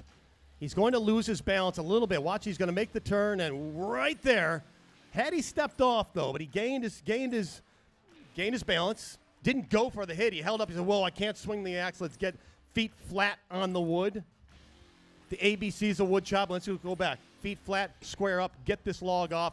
Step 3, single buck. Yeah, and then we see also the trip up there from Nicely at the end of his chop. Thought he had it, didn't quite have it. He had actually gotten all the way to setting his axe into the dummy log, as we call it, that would hold it, thinking the event was over, realized the block wasn't done, had to go back and reset. That was a big defining moment. I don't know that he would have still had enough for Jason Lentz in the standing block chop, but it definitely set him behind. Look at the positioning, though, of the standing block. Lentz shifted his standing block by 90 degrees, exactly what Walt Page discovered, deciding he would save him a half to one step entering the front of that block. Yeah, and great move. That half to one step is a half to 1 second, and that could be, when we get into the finals round, that could be the difference between gold and silver. Look at the massive front in this replay. Oh, yeah. Lentz just does not panic. He doesn't short. I'm telling you, even if he was behind, he'd still stay in that front, put a massive front in. Well, the right way to cut a block is the right way to cut a block, whether you're in the lead or whether you're behind. The key difference is having the mental power to stay there and do the job at hand. Getting there, we always say, like, first to turn is not first to finish. Getting around to the front side isn't necessarily going to get you through that block faster, even though every fiber in your being is like, I got to get around and I got to finish this block. Stay. Do your job in the front side. Make sure you haven't taken out a loan on the front side of that log. There you can see we're starting to put together our picture for semifinal number 2 with Jason Lentz advancing. A very tough matchup coming up in quarterfinal number 4, which is our final quarterfinal. We are whittling this field down. And for those of you that are here in this live event, remember, these athletes, as they come back out, you're now seeing some guys that are at least out here for their second time, if not their third time. So we really got to get some noise behind them. They're running out of gas in the tank, and we could use every bit of encouragement that you guys can provide for them. Big race coming up next. Oh, absolutely. Oh, boy. Here we go. East-West Coast. What was I going to say? I was going to say something. I can't remember. But Jason Lentz, oh yeah, I was going to say Jason Lentz, he was talking about the Aussies, eat, sleep, breathe, wood chopping, and a lot of them start at 5 years old. 5 years old, and Jason Lentz, he started when he was young, took a break, came back. But his dad was teaching him at a young age. You've got that memory in there, Matt Koger, Arden Koger. But what an advantage. Can you imagine that, starting any sport at 5? You see the springboarders, especially down under, but they're so willing to give up technique, give up their advice, but it's so difficult to catch someone who's been in a sport 15 years before we even start, just coming out of college. Absolutely. Then you throw the multi-generational side of it. I'll tell you who's not multi-generational. One of our competitors in this next heat, a relative rookie. Like, this is just unbelievable how much he's come on in the past few years. From North Fork, California, the silver medal winner from last year, Nate Hodges. And from Morgantown, Pennsylvania, moving on, Josh Wilson. Here he is in the quarterfinal round. So I'd say we have to give advantage to Hodges. So he's the gentleman we're talking about, training at 4,000 feet, just pushing. He said he was taking down trees, taking down dead trees, and just chopping them till there was nothing left. Just building up muscle, building up endurance. You'd probably have to give him the most fit athlete award. He went over, mixed it up with the firefighters yesterday, and I could tell he said they beat me, but I'd love to have another go at that. In what the conversation that I heard based on his experience over at the firefighters challenge, I'm oversimplifying that, but just like somebody that comes here to see this sport, when you go to participate in that sport, he goes, boy, did my eyes get open to the technique side of things. From people outside looking into this sport. That's why he wanted to go again. He said, I see the technique. I can do that. Yeah. And not that he was going to win the championship in his first year, but seeing that technique, those little tweaks. Warm up your saws.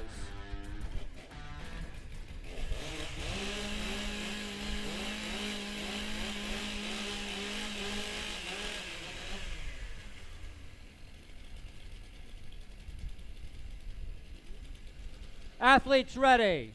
Stand to your timber. 3, 2, 1, go! Trouble for Wilson on stand number 2. He also slapped the chain brake on his way down to the saw, though. Didn't slow him down much. He's got the go on. Well, watch the speed of Nate Hodges. He's actually choked up on that axe. He's not sliding his hand. This is called a clubbing technique. Head down, just an uncommon speed. Unbelievable. Not from this planet power is Nate Hodges on the left side. He's also got his metal logger caulks on, absolutely nailed down to that block as he puts in his final driving blows. He also pointed out, and I want to point out to the folks at home, he's got his block away from his underhand. He said, I'm not going to stop to put my axe down. It's got to be on its way. That's a freshly filed saw out of Canada that Nate Hodges running right now. Look at the noodles coming out. One more stroke, and he says, that's all I need. Into the standing block chop. Once he gets it open, that's when he winds up the speed. Hodges, he represented the United States on the U.S. relay team, cutting the final standing block, and this is why. One miss hit, he's picked it up and into the back. It looks like he could win this race. Nate Hodges and I both made the same noise at the same time, and that was, He missed that hit. He went back and tried to pick it up again, missed it in the same exact spot. And mid-competition, you could hear a little groan of frustration from Nate Hodges when he just could not pick up that far up hit on the back side or the front side of that standing block. Yeah, Nate Hodges not looking happy. That's not because he's breathing heavy. He's not breathing heavy. He wants another, again, like the Firefighters Challenge, he wants another go at this. He is fit. He's ready. But, you know, he looked at that scoop in the standing block, the science of cutting that scarf. It wasn't his best. But he's going to go again. That's all you can get. There's no wasted race. There's never a wasted race. And the winner is Nate Hodges. Nate, I want to say great cut, but you know you could have cut that standing block better at all. I mean, you've got this expression on your face like you're ready to go again. You just want to, is it the front of the log you had trouble with, a slight scoop? Yeah, I kept trying to put that far hit and kept running away from me. Tried to fix it. I didn't fix it, so I just got the heck out of there. Figured I'll just deal with it on the backside. So. I noticed it's your underhand axe. You've got some tape. It's actually allowed you to choke up. Is it just more in your power zone? It suits Nate Hodges? Yeah, I go for speed. Over the last 5 years, I've done lots and lots of testing with my underhand, and this is what works for me. So. And training at 4,000 feet, we keep talking about that. You're fit? I'm more fit than I ever have been. Let's just put it that way. I'll let you go race. I'll let you go rest up. Big round of applause coming all the way from North Fork, California, Nate Hodges.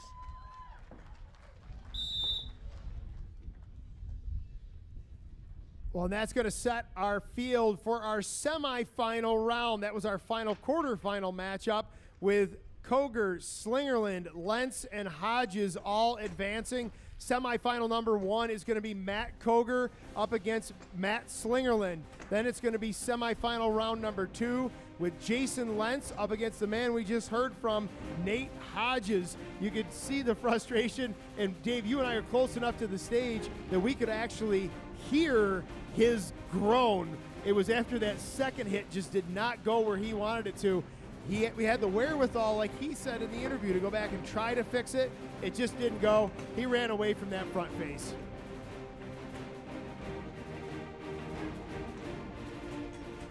So we'll come back with our next round of tell you everything you need to know. They tell you why we employ more than 2,000 workers at our factory in Virginia Beach, and why over 10,000 local steel dealers are putting battery power in the hands of Americans. Not everyone can say that, but we can. Made in America. Real steel. Find yours.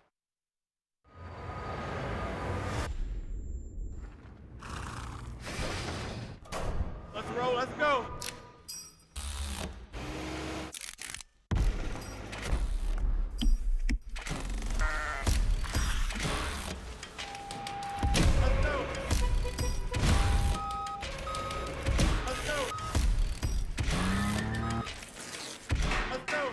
When we work in harmony, anything is possible.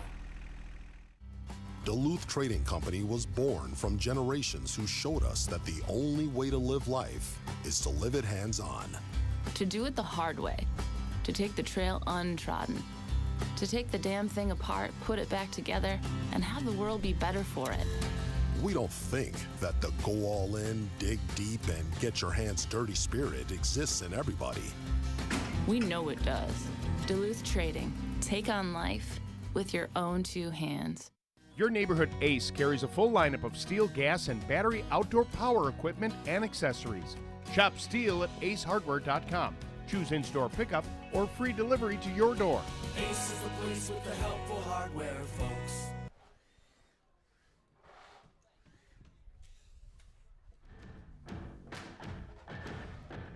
Welcome back to Virginia Beach, Virginia. This is the 2023 edition of the STIHL Timbersports U.S. Trophy Event. We have had 2 days of action with time trials yesterday and our actual bracketed single elimination matchup here today. We have been through our 2 rounds already, and we are moving into semifinals 1 and 2. It is Koger v. Slingerland and Lentz v. Hodges as they battle to go into both our final and our small final to pick our medal winners and our champion. The champion is going to advance on to the Netherlands June 10th for the World Trophy Championship. Doesn't give you a whole lot of time to polish off your passport, get your stuff shipped. It's a pretty tight turnaround, less than 1 month away for our champion from today to pack up to head to the World. Jack Jordan. Jack Jordan, big name right now out of New Zealand. He won it last year. He beat Jason Lentz by a couple hits in that final race. And that's who everyone's hunting down is Jordan in New Zealand. He's on fire. And I think we're probably about ready to go. Or I'm going to keep talking about Jack Jordan. We watched him. I've watched him already. He won the New Zealand national qualifier. Smoked it, made it look easy. Semi-final round.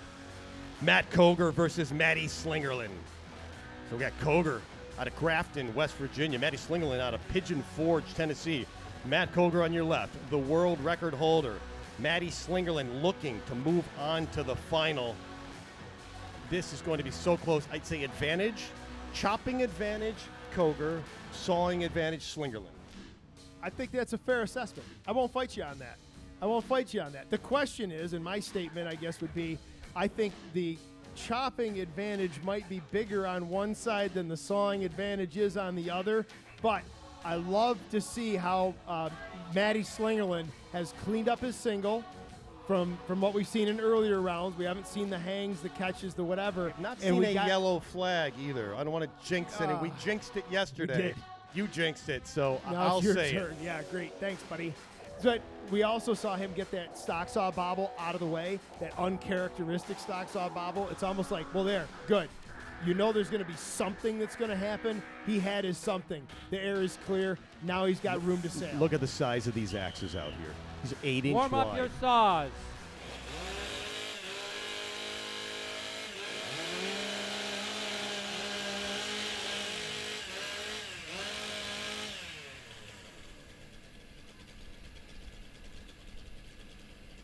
Athletes ready. Stand to your timber. 3, 2, 1, go! Oh, very quick to the wood on stand number 1. Again, look at Koger's disc. Oh no!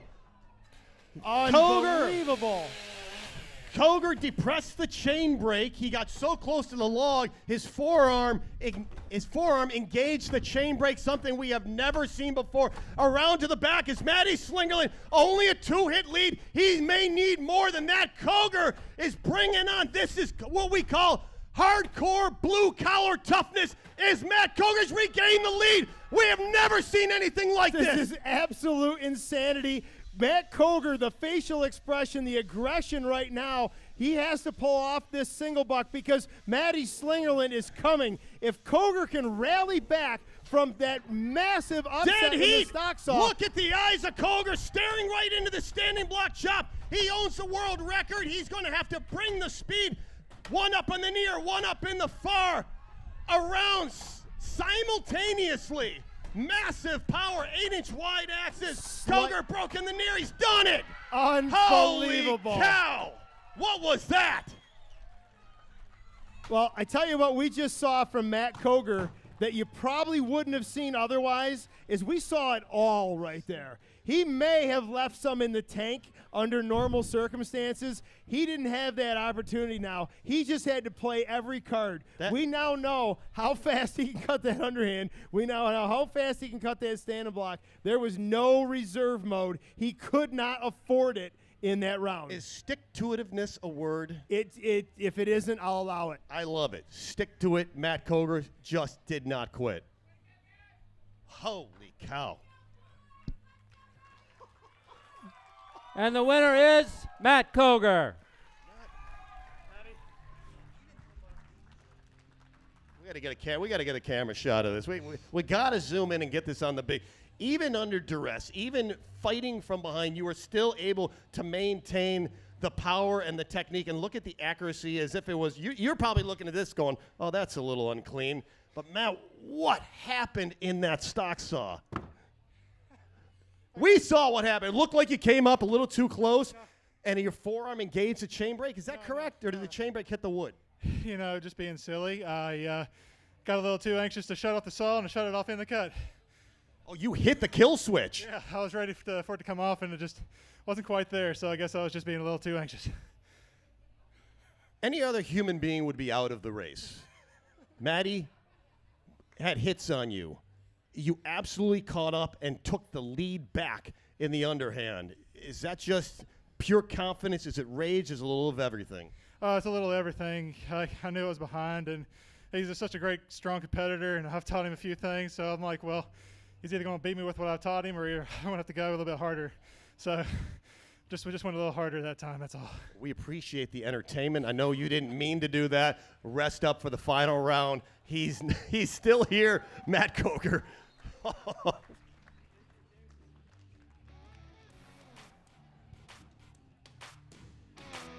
Oh, he had to restart it, but he restarted it illegal. But that's a legal restart. Yeah, he completely killed the saw. But engine off, not just hit the brake, completely killed it. And this is where our athletes are pushing the absolute margin of everything. They're looking for that nanosecond. Trouble here on the right, though. Watch Matty Slingerland. He can sense right here, Matty. No, he was good. I thought he had to take one more half hit. But Koger He's down, not out. Right here, he struggles again. Hangs that raker. Slingerland catching up. And Koger just fighting. You can see it right here. And it's just not enough of a lead for Slingerland when Matty wants to win a standing. Yeah, about 3/4 of a blow into that block was the advantage for Slingerland. And Matt Koger, though, just stayed in it, put in a beautiful front face, clean cut, was at midpoint, was in great shape, and then just brought the grr. Just absolute rage in the backside of that block. Didn't go to panic mode, right? He's got that mental maturity, didn't go to full panic mode, but that little bit of, gotta go, time to do this, and he just brought that extra speed. Yeah, he was so anxious to get to that underhand, he turned the saw off. Yep. So we're going to see it right now. We're going to do the replay one more time, just queuing it up. But watch, he gets the saw between his legs, 3 points of contact. That's a legal start. Yep. Yeah. A lot of athletes would panic, drop start it. That's illegal. You're done anyway. He had to go back in and get the nose of that bar lined up in his curve. He can't just randomly start the saw somewhere. He had to get the nose of the bar in the curve, get into the block, and the underhand really was what brought him back into contention with Matt Slingerland. Boy, and he just barely releasing that nose, releasing the wrist, letting that nose come around and slice those lower fibers. They barely came off. It's just that slight hang. I think on that pull stroke, he's pulling down on the saw. He's trying to force it to cut that near wood. That's why Koger did that hang, as opposed to pulling it straight back, let the belly cut. But no hangs in the standing. No, beautiful technical cut. We had a great vantage point from where we're sitting to see that opening side for Matt Koger, and you could just see a beautiful, clean, consistent cut all the way to the center line, drove past the center line. Big drivers here at the finish, clean finish for Matt Koger. There you see Slingerland's front side of his block, got away from him a bit. He ran out of cuttable wood there, came down with a little too much slope on that top side, on the front side of the log. So when he went to drive off from the backside, he's driving into wood instead of that clean, fresh air. There it is in black, white, and orange. Matt Koger is going to advance out of semifinal 1, and he is going to go against one of these guys in semifinal 2, either Jason Lentz or Nate Hodges, in our gold medal matchup, our finals matchup. Of course, Matt Slingerland is going to move on to the small final to see if he can have a chance to be our bronze medal winner and get on that podium.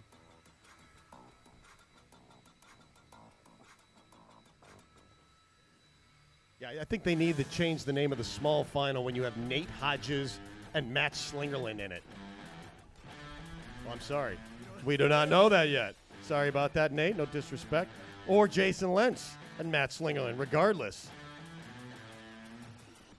I'm just so anxious to watch Matt Koger in the final race. I didn't realize we still have one more semifinal to go. And here they are. Jason Lentz from Diana, West Virginia. And from North Fork, California, the big man, Nate Hodges. Well, this again, a race. Again, I'd have to give it to Lentz. I have to give a slight advantage to Lentz. I know Hodges has the speed. I know he has the speed in the under. Is it enough to combat the power of Lentz? Could be. 2 out of 3. 2 out of 2. 2 out of 5 times. 3 out of 5 times could be Lentz. You never know. You could run these races 5 times and have 5 different winners. Well, and let's not forget, we just watched our world record holder in this event turn the saw off before he was done cutting. We've watched... Wasn't a yellow flag, though. No, it wasn't. But it just shows you the pressure these guys are putting on themselves, right? And so those mistakes are going to get made. We watched Matty Slingerland hit the chain break in time trials. We've watched guys not have complete cuts in the underhand, so running away from the block. But if there's going to be a mistake, these guys are putting that pressure on. I think they're learning that they don't have to panic. These things happen. They happen. Don't panic. Head down. Get the job done. Warm up your saws.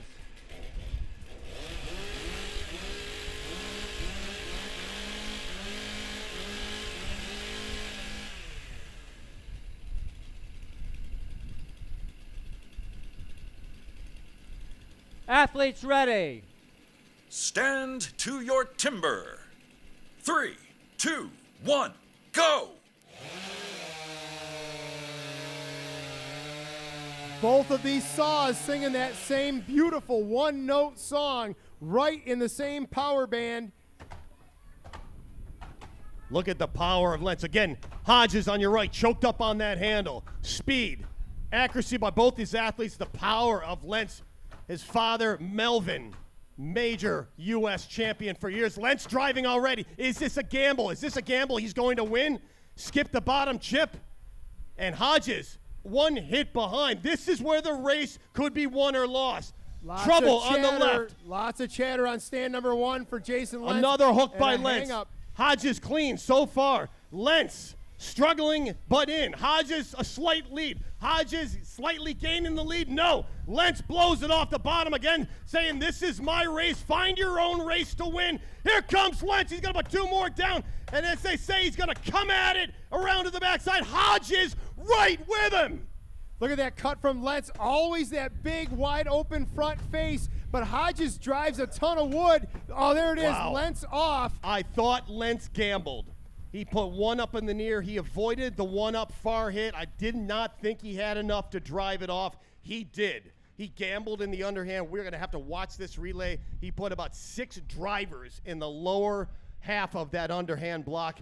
A gamble, won it, but risky. I think it could have been done faster. I think he won that underhand, but I think he lost that gamble. He did not have a good front face in there. He was trying to break a lot of wood. I don't know if that was the right axe for that block. Well, you can see him down here, they're not lined up. Yeah. Like for as strong as he hits, look at those hits. Oh, one of them only went in about 1.5 inches because he's stair-stepping in, unlike Lentz.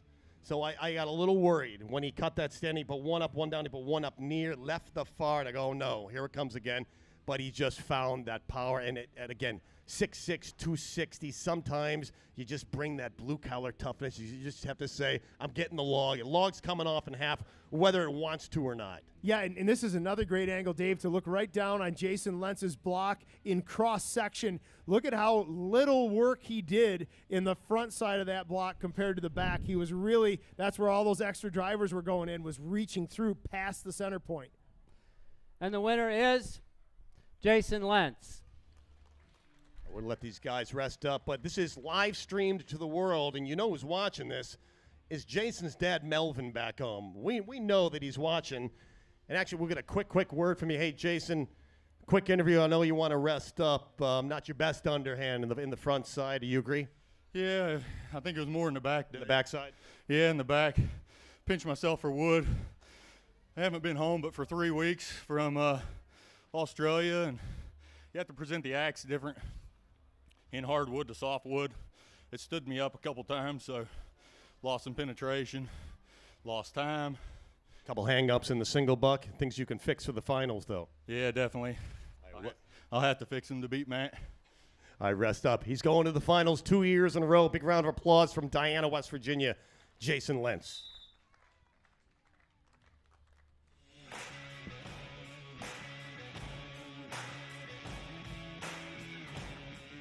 Here's another look at that underhand cut. Let's watch the end of this underhand cut for Jason Lentz. You can see right now he's on the right side of his chop, the drive side of his chop. It should be 2, maybe 3 blows, and I lost count there, Dave. That was like 5, Yeah, he only 6. took 2 chip hits. The chip hits relieve the chip. The chip comes out, but it's not always enough. So he just decided, I'm going to come at this log, maybe feeling a little pressure from Hodges. And then again, too tight. This single bucking, sometimes it's just from white knuckling it. It's just gripping the handle too tight. These plates are about 13 gauge, and you grip them too tight, they will bend. They won't feed in. Again, watch Lentz on the left side of your screen. He's going to go around to the back. He's going to put one up, one down, relieve the chip. He's going to put one up near and decide that's enough. I didn't think he cut the far wood enough. Broke the near, but again, that's just power. It's beautiful timing. The axe worked. You have to give him credit. Yeah, he did have a really, there's the angle we need right there. I said he had a really big front, especially on the near front for him, which would be far on the backside, and that's where I think he got away with not clearing that chip. He just drove it off. Hodges, one hit behind. We're not giving him enough credit. There he is in the back. Maybe you're not giving him enough credit. Maybe I'm not giving him enough. I think I just want to see. I want to see the Koger-Lentz final race. I'm dying to see that. No disrespect to Nate. I would love to see that race too. But Hodges, again, one hit there. Almost the same final as we saw Hodges and Lentz in the final last year, the same gap just in the semifinal this year. Yeah, absolutely. He is right there. He knows he's right there. Both of these guys left it all out there. You saw them both hands on their knees. These aren't guys that have been just sitting around eating potato chips on the couch for the past few months. They have been training extensively. You mentioned the high altitude training for Hodges. We talked a lot about Jason Lentz training overseas in Australia this winter with the likes of Lawrence O'Toole and others. They are putting the work in some of the most extreme conditions. To see these guys out here winded, bent over, they are really leaving it all on this stage. Well, you know, you and I have been talking this whole time and watching our monitor, but we're looking over this beautiful trophy, this beautiful handmade trophy right in front of us, Kevin. Yeah, a lot of pride goes into this event. There's a lot of money at stake. There's a trip to the Netherlands, but all of that really comes down to bragging rights. And who's going to take this baby home, and who's going to have it on their shelf, and who's going to go on to the Netherlands and try to go for that title, the World Trophy Championship, and bring a bigger version of this even. Absolutely. Home. It's not going to be an easy journey. No. They're going to have to get past the Canadians. They're going to have to get past Jack Jordan from New Zealand. They have to get past Lawrence O'Toole. Lawrence O'Toole from Australia. Yeah. You know, so this is step one. Going to Rotterdam in the Netherlands is just. But again, we'll all be watching it. I wish we were there, Kevin. I wish we could pick up this table and just set it right there in Rotterdam. You and I could call it. It'd be great, but we'll be watching it as the world can on the live stream. Absolutely. I'll be tuned in for sure. Well, we've got a big matchup to settle, including our small final and our championship round. We can't wait to bring you that action. Stay with us.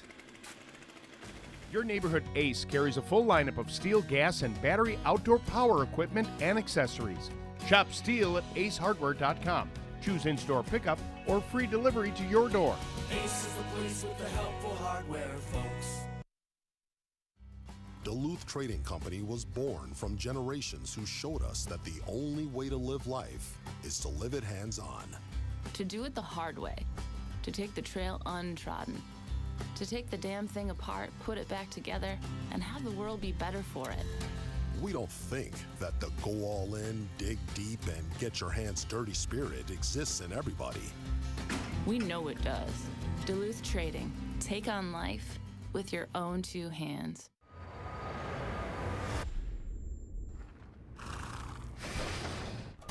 Let's roll, let's go.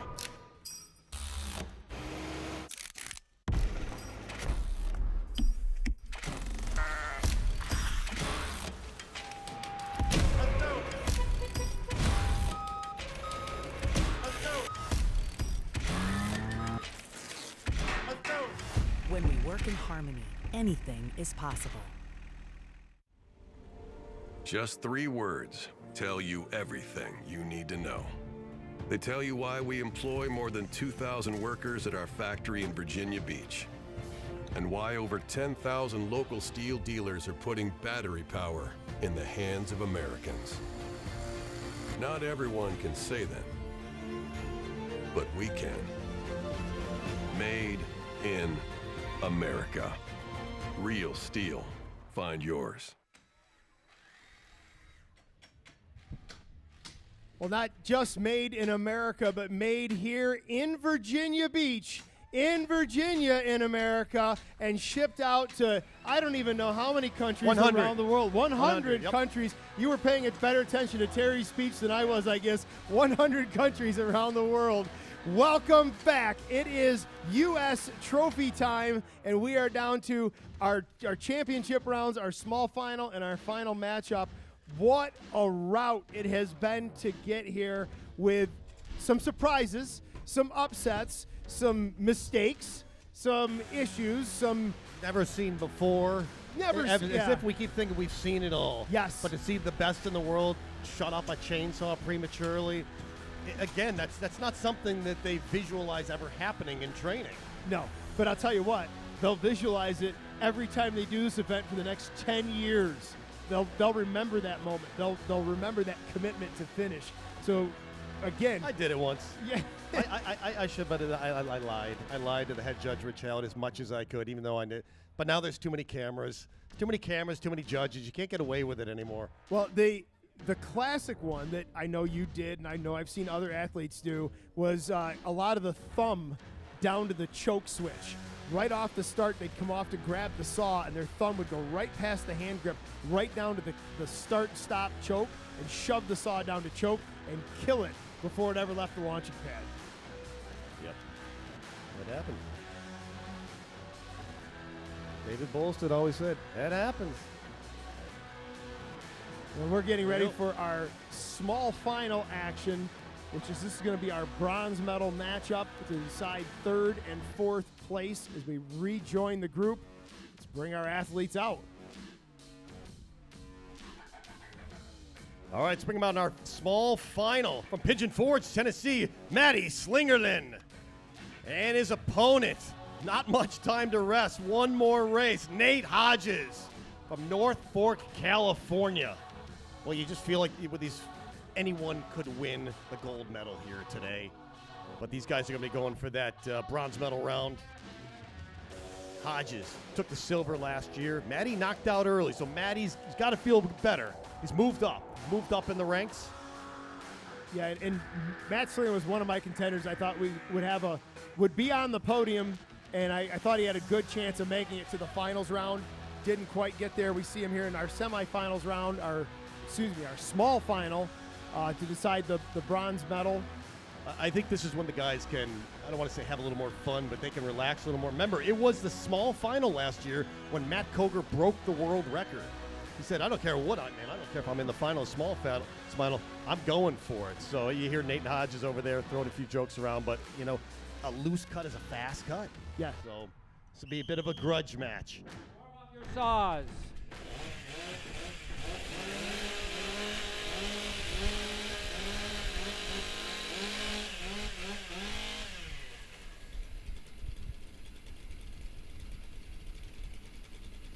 Athletes ready. Stand to your timber. 3, 2, 1, go! Well, I think we're gonna. I'm thinking it's Hodges. Yeah. I think Hodges is gonna let it all hang out here. Synchronized. One-handed grab for Matty Slinger, but he didn't really get his hand to the trigger as quick as he normally does. This stock saw was a time for him to get a little bit of an advantage over Hodges. They are in a virtual dead heat into the underhand with about a one swing advantage for Hodges into the back. Well, I remember in Milwaukee when Nate Hodges broke the springboard record in 37 seconds. He had that mentality. I'm going to have fun. I'm going to go for it. I'm going to show him how it's done. Matt Slingerland, though, off first in the underhand. Hodges a half a swing behind him. Here comes Slingerland with the speed. If he gets it going, he's going to be hard to catch. Well, Hodges with all kinds of problems getting going on that single buck event. He actually stepped on the carpet with his metal caulk shoes and slipped with his front foot. Matty He's into it now. Slingerland with a massive, massive lead and a beautiful, beautiful single buck cut. He's got so much equipment all in a pile. One more cut to bring it home, open it up, and we'll just see if he can put that chip out of the way, keep it safe. Matty Slingerland, is he just digging for everything he has? Yeah, he's got to have a clean cut. This is his race to lose. There's that step up we saw on the last round. He brings it back down a little bit, reshoots the bottom of that chop, but that sets him up with a really high face. He's got to get it in gear because here comes Nate Hodges. Boy, this is going to be close. Hodges maybe gaining, and he's done it. Holy cow, Hodges. Hodges was almost a half disc behind in the single buck. Matty just ran out of gas. He pinched his log in the back, grabbed the axe, and it just zaps any bit of energy left out of your arms to retrieve that axe. The handshake, Hodges got a big smile, but you have to give credit. Look at the slope. Look at the slope on the man from California. He's stuck, and he said, if I'm going to catch up to Slingerland, it can't just be on power. I have to win on accuracy. And that's what we're not seeing over on the block of Matty Slingerland. He stepped up way high. The same thing Almost in his hit last round. I thought those screws were in jeopardy Yeah, up there. absolutely. Stepped up way high, especially on those up hits, and then he had to roll that slope in. His last hit on the front side was, I don't know, maybe like a 15-degree angle.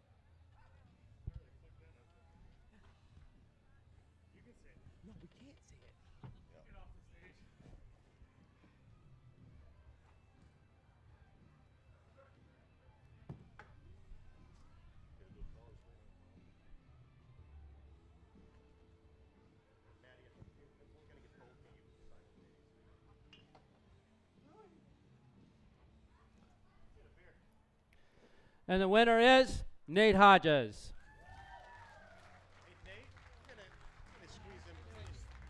Well, you guys just keep bringing the drama. Maddie, you were so far ahead. Nate, you struggled. Here we go. You struggled in the single buck. You didn't give up. I just heard Maddie say, I need a beer. Tell us what happened in that standing. You just kept fighting. There was just no quit. Well, I said, you know what? There's two ways you can cut a standing block. You can go full throttle, hope for the best. So it works a lot of times. Stand back and lay the hits in hard like I did just now and kind of see if it works out. I cut it pretty good. It was slow, methodical, but it came right off, you know? Yeah, just an unbelievable come from behind. Maddie, I know you're frustrated, but you did gain ground from last year. You've moved up into the small final. You have to be happy with that. I know if you could do that standing block again, maybe that whole race again, you could take the win. What are you feeling? Yeah, I trained a bit better this year. Went harder, wanted to attack every race and feel like I did. You know, the fourth one's a bit tough on everyone, I think, but yeah, if I didn't short myself in that standing block, you know, it'd be a different story, but you know, what can you do? Just move on and learn from it. You got married in December. Your wife's here. How you feeling? Yeah, I love you, Cassandra. Thanks for all the support, guys. It's a great event. So glad we're here. Let's do it again next year. Thanks, guys. Thanks, guys.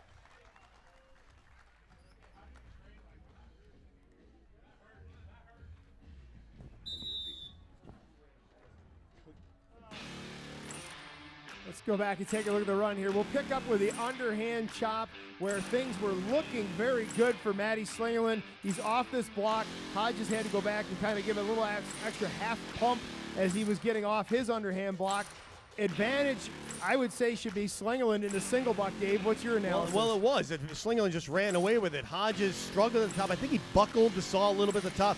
The kerf is now crooked. I don't care how strong you are. Look at him just struggling to pull that 12-gauge, 13-gauge saw through the log. I thought he's out of it. I was just saying when Matty went around to the backside, I said, well, it's going to be a victory lap for him. But Hodges went slow and methodical, unlike him. Hodges is normally speed. He had to call a bit of a technique audible and just look at the power, goes to the backside, lines up, and Hodges says, hang on a second, I'm still around. Yeah, I got nervous right about at this moment. I was looking down at Hodges, and I could just see how much progress he'd made and how choked off Matty Slingerland was in the back of that standing block.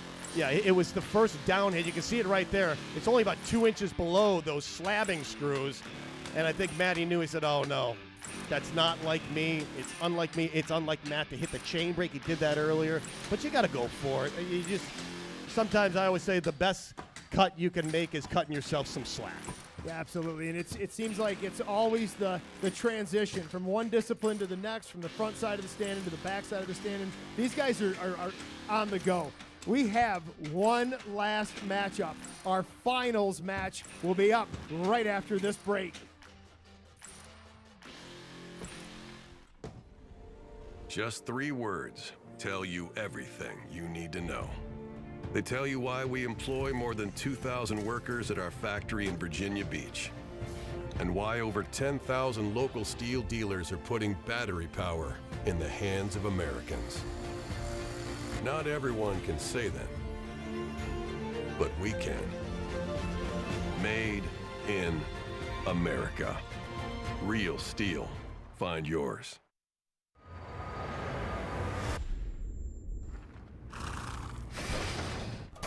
Let's roll, let's go.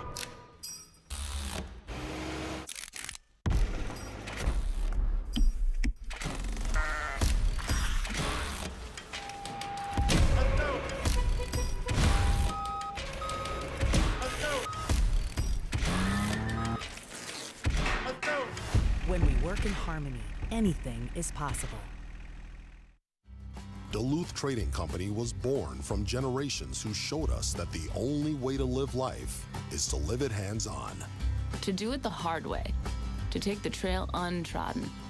To take the damn thing apart, put it back together, and have the world be better for it. We don't think that the go all in, dig deep, and get your hands dirty spirit exists in everybody. We know it does. Duluth Trading. Take on life with your own 2 hands. Your neighborhood Ace carries a full lineup of STIHL gas and battery outdoor power equipment and accessories. Shop STIHL at acehardware.com. Choose in-store pickup or free delivery to your door. Ace is the place with the helpful hardware, folks.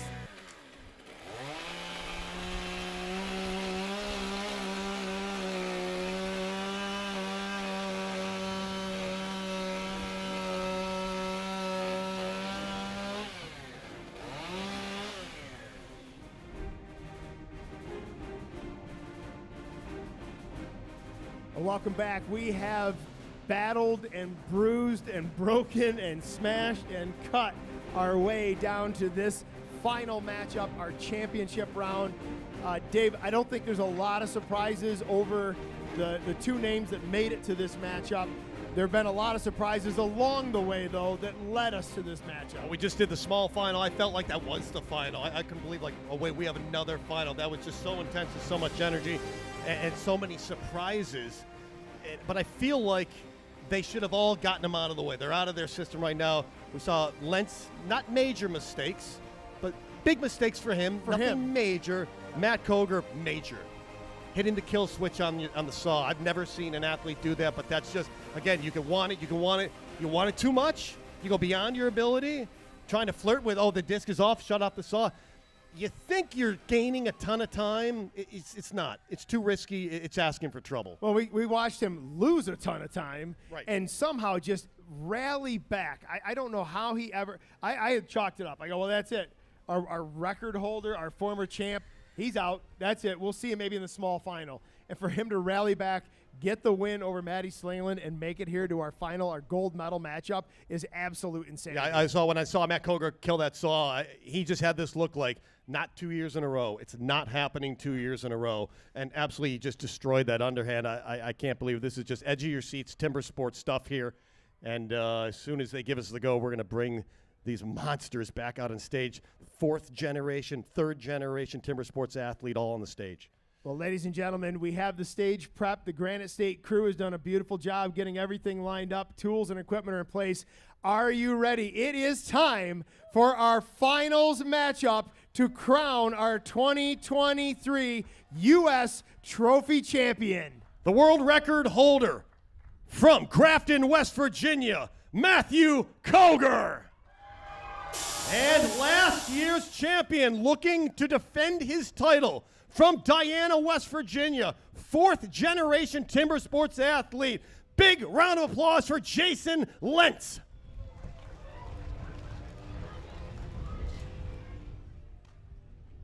This rivalry goes back a long way.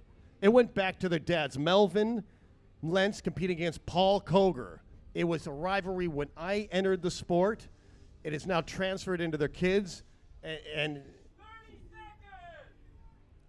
I wish Melvin Lentz was here right now. The king of all lumberjacks, Jason's dad. He is just a presence to be felt. I'm sure we'll see him in Milwaukee at the national, watching Jason go for the national title. But again, watch on the side here. Watch Matt Koger. He's got this technique where the stock saw, he takes a thick disc, again, to shorten the disc, shorten the width of the disc in his single buck to release some tension on the saw. I think it's a brilliant move. We'll see if he goes for this or if he goes for a safe, warm up thinner your cut. saws.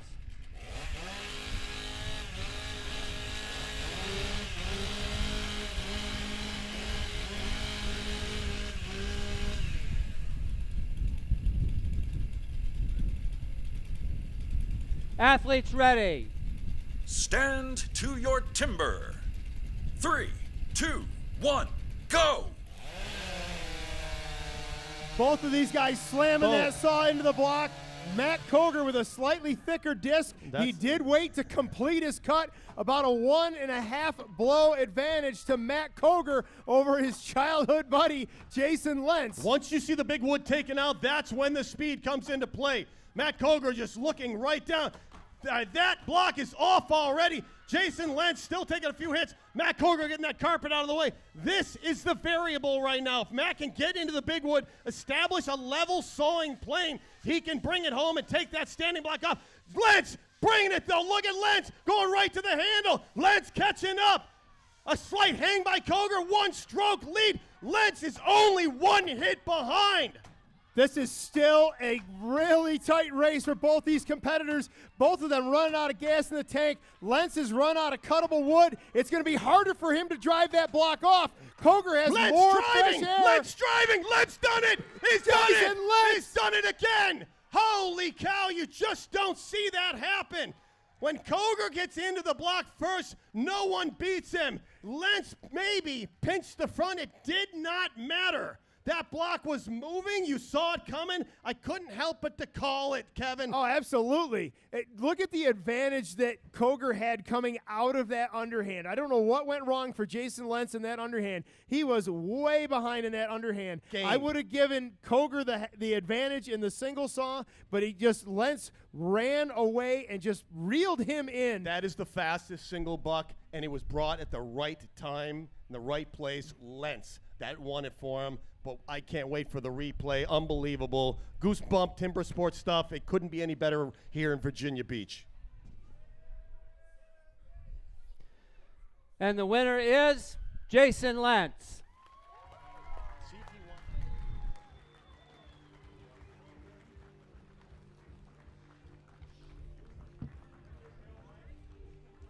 Holy cow.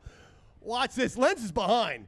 Coger does what he does best. He wins underhands. Look at Lentz. He's still driving. The race is over. It's over, Kevin, or is it? Yeah, turn off the lights. Everybody go home. Right. Coger hangs. Here it comes. It's going to hang. Coger is going to slow right down. I thought I saw a hang, but Lentz is just powering it through.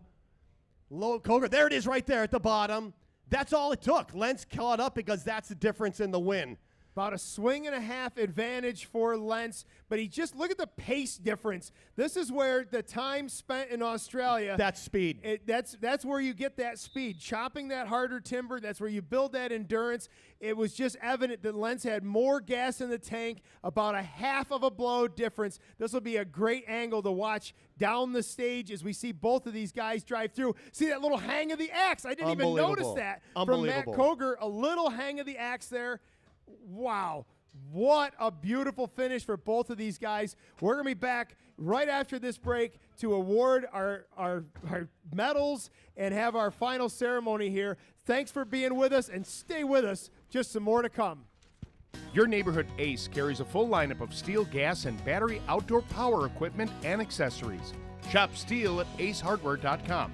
Choose in-store pickup or free delivery to your door. Ace is the place with the helpful hardware, folks.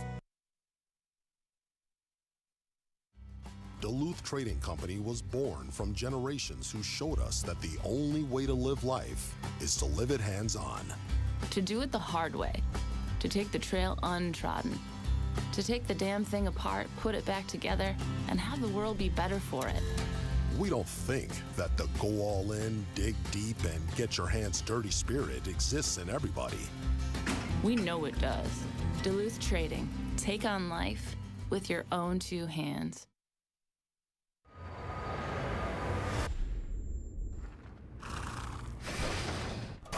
Let's roll, let's go.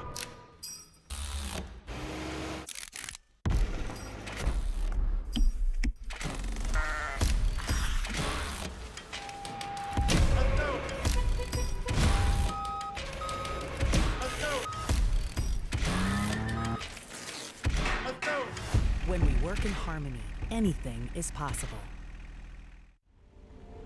Just 3 words tell you everything you need to know. They tell you why we employ more than 2,000 workers at our factory in Virginia Beach, and why over 10,000 local steel dealers are putting battery power in the hands of Americans. Not everyone can say that, but we can. Made in America. Real steel. Find yours.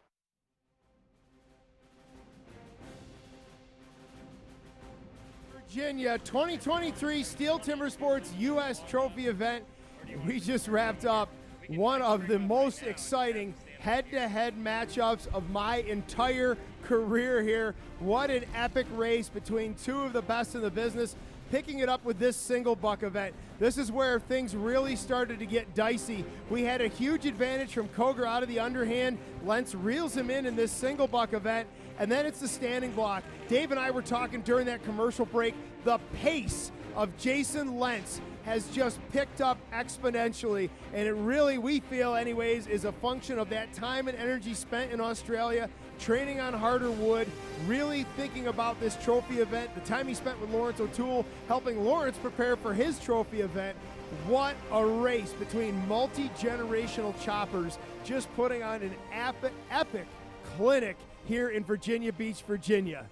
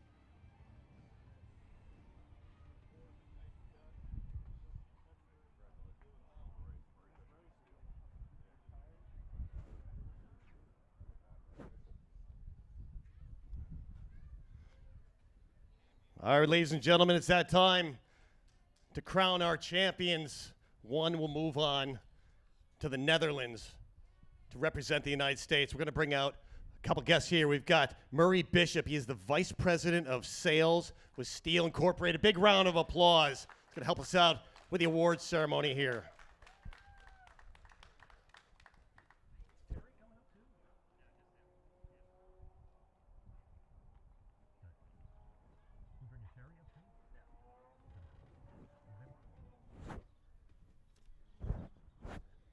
Let's bring him in third place, taking the bronze medal from North Fork, California, Nate Hodges.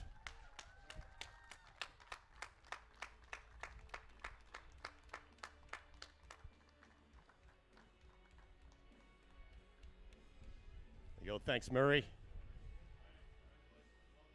Nate Hodges taking the silver last year, still on the podium, taking the bronze medal this year. And taking second place from Grafton, West Virginia, the world record holder, Matt Koger.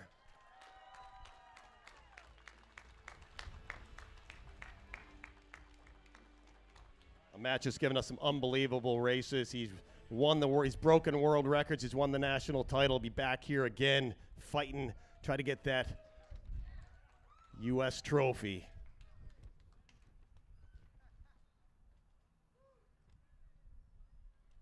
And in first place, taking the gold medal, representing the United States in Rotterdam, in the Netherlands, from Diana, West Virginia, Jason Lentz. 2 years in a row, back to back. What a statement.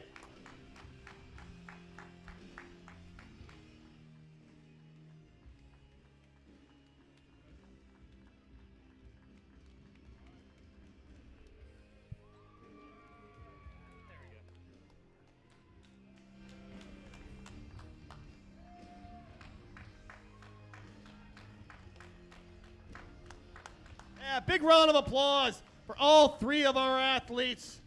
And again, Jason will be representing STIHL U.S. in the United States June 10th in the Netherlands. It will all be live streamed.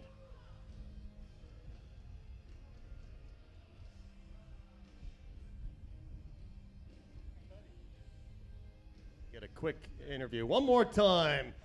Jason, hop down. We're going to give one more big interview with you. What a journey. It started in Australia in January. You said you put about $40,000 into training between travel expenses, putting work aside. You've been attacking this, and I got to say, your friend Lawrence O'Toole in Australia, he was right. You're representing the U.S. You're going to Rotterdam. You're going to see him there. What would you like to say? Yeah, he's quite often right, actually, Dave. So, yeah, I'll see you there, Lawrence.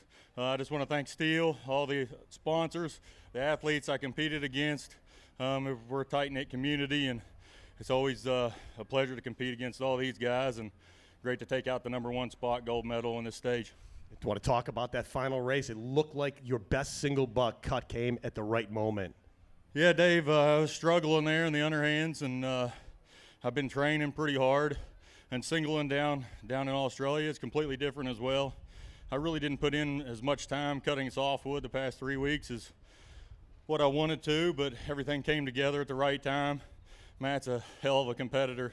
He's tough to beat in anything, and for me to accomplish that with a smaller break than what he had, I'm pretty proud of that moment. Kevin and I in the commentary booth, when you went into that final, the backside of the standing block, we both said, where did this speed come from with Lentz? And you gathered speed.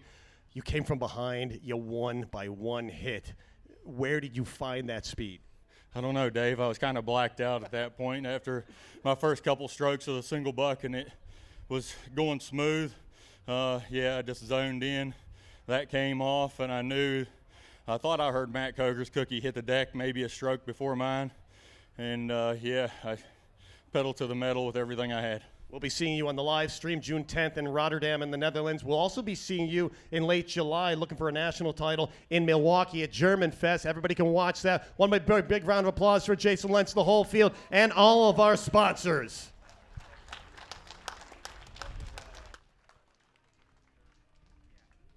Ladies and gentlemen, we can't thank you enough for hosting us here at Virginia Beach. Of course, the home of STIHL.